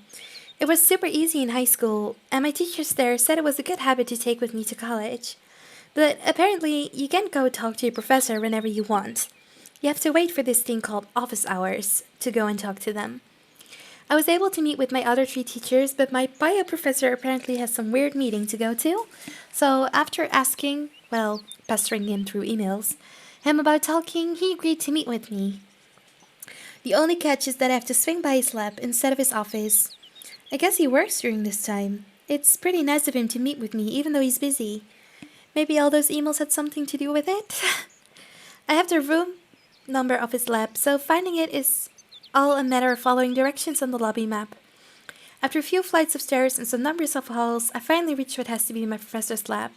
Quietly, I slide the door open and peek my head inside. Wow, it's really clean in here. Black service lab stations are lying down the middle of the room, and on the right side are 2 fume hoods with different colored knobs. I feel like a fish out of water in here. I don't know what anything is. 2 students in lab coats and goggles are working at the lab stations, and a girl happens to look over when I walk in. She makes a face like I'm a wet dog just coming out of the rain. Am I not wanted or something? Can I help you? Obviously, she's talking to me. Oh, yeah, I was looking for Professor Garver. Is he in right now? He stepped out for a bit. He needed to get something from the lab storage downstairs. The girl gives me a look from head to toe. Who are you exactly? She's in one of Garver's glasses. It's your boy Jeff! To my surprise, I see Jeff stepping up to greet me, his goggles pushed up into his hair. He gives me a small wave, and a smile as we lock eyes. He did say that he had a position in this lab, now that I think about it. He might be a while, so if you don't mind, I can take care of you while you wait. He looks to his fellow lab worker and tilts his head. No problems with that, right? Just make sure she follows lab safety rules, Jeff. She leaves it at that and returns to her work. Geez, I know I'm not some sort of sciencey person, but come on! What does she mean by lab safety rules? Jeff lowers his goggles over his eyes and taps the side with gloved hands. You're going to need one of these, a lab coat, oh, and some gloves too. He takes a look down at my feet. And your shoes are closed-toed. Nice. Just put on what I told you and you'll be okay. Meet me back at my station when you're done. Jeff gestures to the back of the lab, bringing my attention to a rack of hanging lab coats, then heads back to whatever experiment he was doing before I came and interrupted the piece. None of the lab coats are flattering, so I pick a medium-sized one and shrug it on easily. I never had a chance to wear one of these before, and there's just something about putting on a lab coat that makes you feel smart. After that, I snag a pair of lab goggles and gloves from the side and hand it over to Jeff. He's in the middle of overlooking a pair of beakers, so I take the opportunity to pull the goggles over my eyes. The elastic band snaps snugly around the back of my head. So, how do I look? Jeff looks up from his station and gives me a glance over. I strike a little pose in my lab coat and goggles, grinning. Perfect, you look lab ready. Yay, okay, so what are you doing here? His lab station is a mat leaf beakers, test tubes, whatchamacallits, and various liquids already being heated on a hot plate. I take the opportunity to slip on the latex gloves at the side. I wouldn't want that all over my hands. I am preparing to analyze chemical compositions. One of the main things we do in this lab is study the chemical constituents of soil, plants, water, and other materials. It's not exactly pharmacology, but it does have chemicals. Jeff loses me as his voice takes on this excited, intellectual tone. I vaguely remember him sounding like this the last time we talked about chemicals. So, like, you just study what kind of chemicals are in what things? Jeff's smile hitches up at the corner. That was a good one, Nicole. Putting it so stupidly like that. You're funny. He forces a few more laughs under his breath as he turns back to his experiment. I was actually serious though. And wait, did he just insult me? Hey, what did you mean by that? Shh! This is the important part now. I watch as Jeff moves with the efficiency of an assembly line. He pours, measures, stirs, filters, then goes back to repeat the same process with other chemicals. It's actually kind of amazing to watch, and I never thought I'd say that about someone working in a lab. Yep, that's our Jeff. I jolt as I hear the girl from behind come up behind me. She watches Jeff work with brief admiration before turning back to me. When he gets like this, it's hard to shake him out of it. You can say his name as much as you want, and it would be like you said nothing at all. Dang, so he's really in the zone. You can say that. He's somewhat of a role model for the younger students in the lab, and even some of the older ones. Smart, precise, and worst of all, the guy is too nice to hate. Garver loves him, and he's always there to help if you need it. You don't think people like that exist, and then you meet someone like Jeff in the flesh, and you're like, dang, I really have to step it up, you know what I mean? Yeah, so what you mean is that Jeff is actually perfect. I flinch as I hear the crack of breaking glass behind me. What the? Whipping around, I see a mess of glass shards before Jeff's feet, and he's looking down at them all zoned out like he hadn't realized what happened. Jeff, what happened? Did you hurt yourself? The other lab assistant grabs Jeff's arm worriedly, and her touch seems to bring him back to reality. Sorry, I was careless. That usually never happens.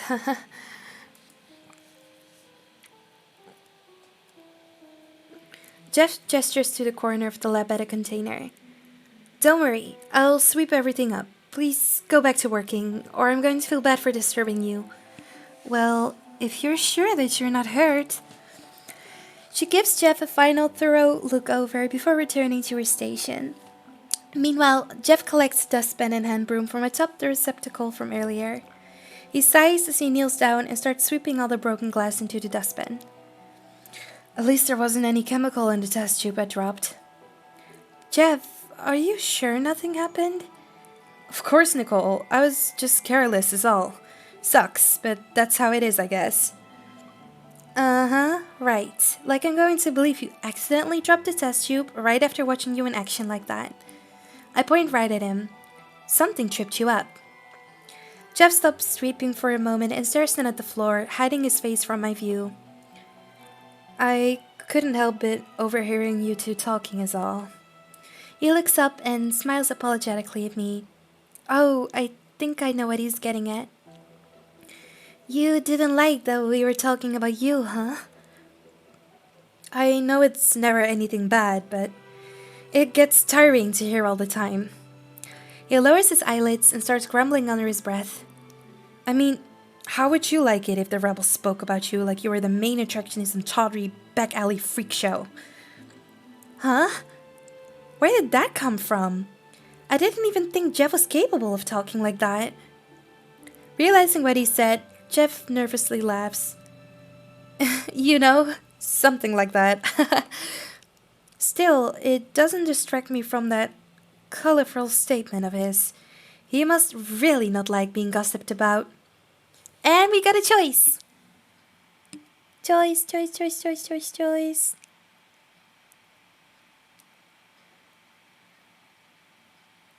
Okay, in the meantime, I'll read what you guys... How do you get seal? Sporting! You have to do lots of sports and stuff, and that's for Kurt's route. But you guys wanted Ted, so I'm focusing on diligence. I don't know who this guy is, but he's a science man, so I like him. Lab assistant totally has a crush on Jeff, probably. You're paying for better photo. Real life hurts, little...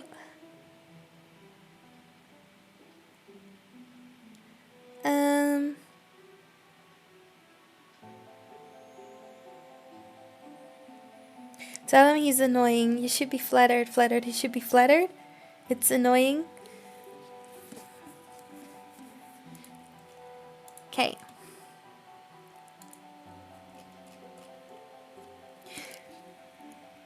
Might be annoying. It's annoying. Tell him he's annoying. Okay. It's annoying. Yeah, I wouldn't like it either if people talked about me all the time. I tapped my chin a few times and thought, would Jeff mind if I told him this story? Well, at the very least, he'd know he's not alone in this. Actually, I know how it is to be talked about like that. Like, back when I was in high school, people used to talk about me all the time, not to brag. Seriously, I'm not. They'd say things about how well I did on that last test, or how nice I was the last time we went out to eat. That kind of thing. I liked it at first. It was nice to be admired, but then it starts grating on you. It feels like you can't mess up. Hashtag relatable. Hashtag relatable. And it's like, hello? Can you talk about something else, please? I'm not here for your amusement. It's so annoying. I anxiously twirl the end of my ponytail around my finger as I realize how long I've been going on. Geez, it's not like Jeff asked for a lecture. But yeah, what I'm trying to say is that I get how you feel. So don't worry about it. I'd say to just keep doing what you're doing and don't worry about what others are talking about. Isn't that easier said than done? The tone of Jeff's voice lowers and he stops sweeping. That's honestly rather admirable that you can shrug off other people's concerns so easily, but you shouldn't judge things based on your own terms. Jeff smiles and his usual tone of voice returns. It might be harder for some people, you know. The sudden change frazzles me. Okay, I can't be imagining this. It's like Jeff turns into a different person sometimes. Hey, I think of other people too.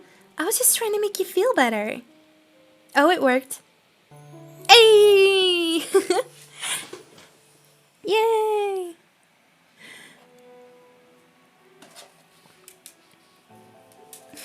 Now that he's done sweeping, Jeff stands to his feet, holding the dustpan carrying glass.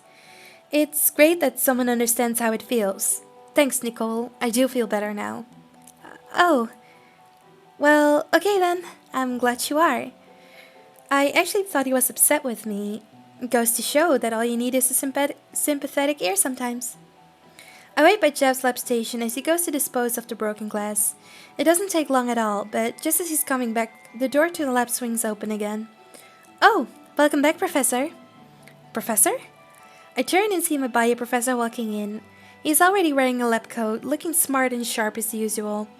Wow, that didn't take long at all. Thank you. They'll be delivering the skills we need in a few minutes.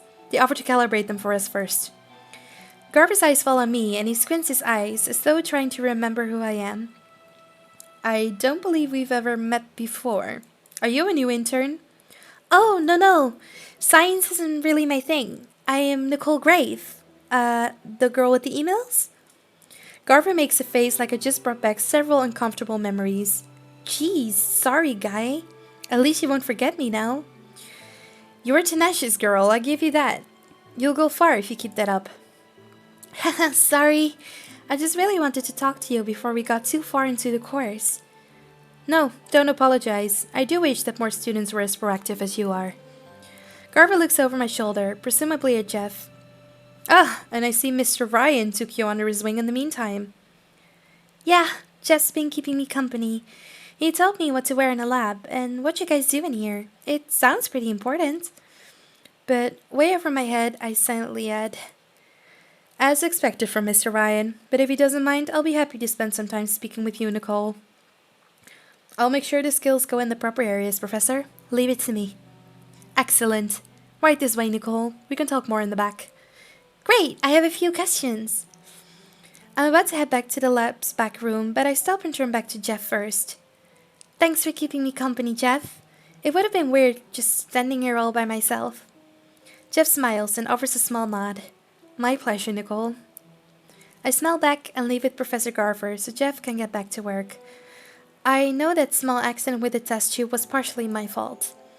Jeff made it sound like this happens to him all the time. I feel so bad. I wish I could help. There has to be something I can do. Well, I don't know what, but maybe I'll figure something out eventually. Even guys like Jeff need help every now and then.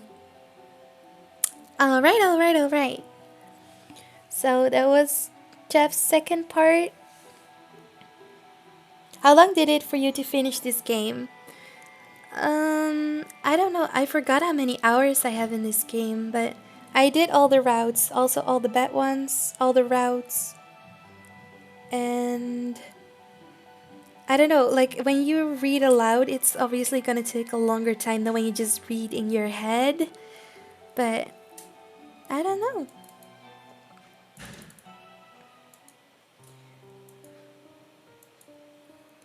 So, should I save my game and quit my stream? I already got all the achievements. There are 13 achievements you can get from this game, and I already got all of them. Yay! But I think I'm gonna stop my stream because it's getting a bit late and I feel like people maybe want to do other things. Interest is going down, so I might continue this another time. And in the meantime, I want to thank all of you for being here with me in the stream, and I had lots of fun. And again, thank you for helping me reach my partnership, and I will see you all in the next video, I think. Sorry for the abrupt ending, but I thought this was a good place to stop, and we can still chit a bit after. I'll chat for a little while on Discord now, so I'll do a little after stream talk. So if you're interested, come join my Discord, and otherwise, see you at the next video. Good night, you guys, and again, thank you. Lots of love. Bye.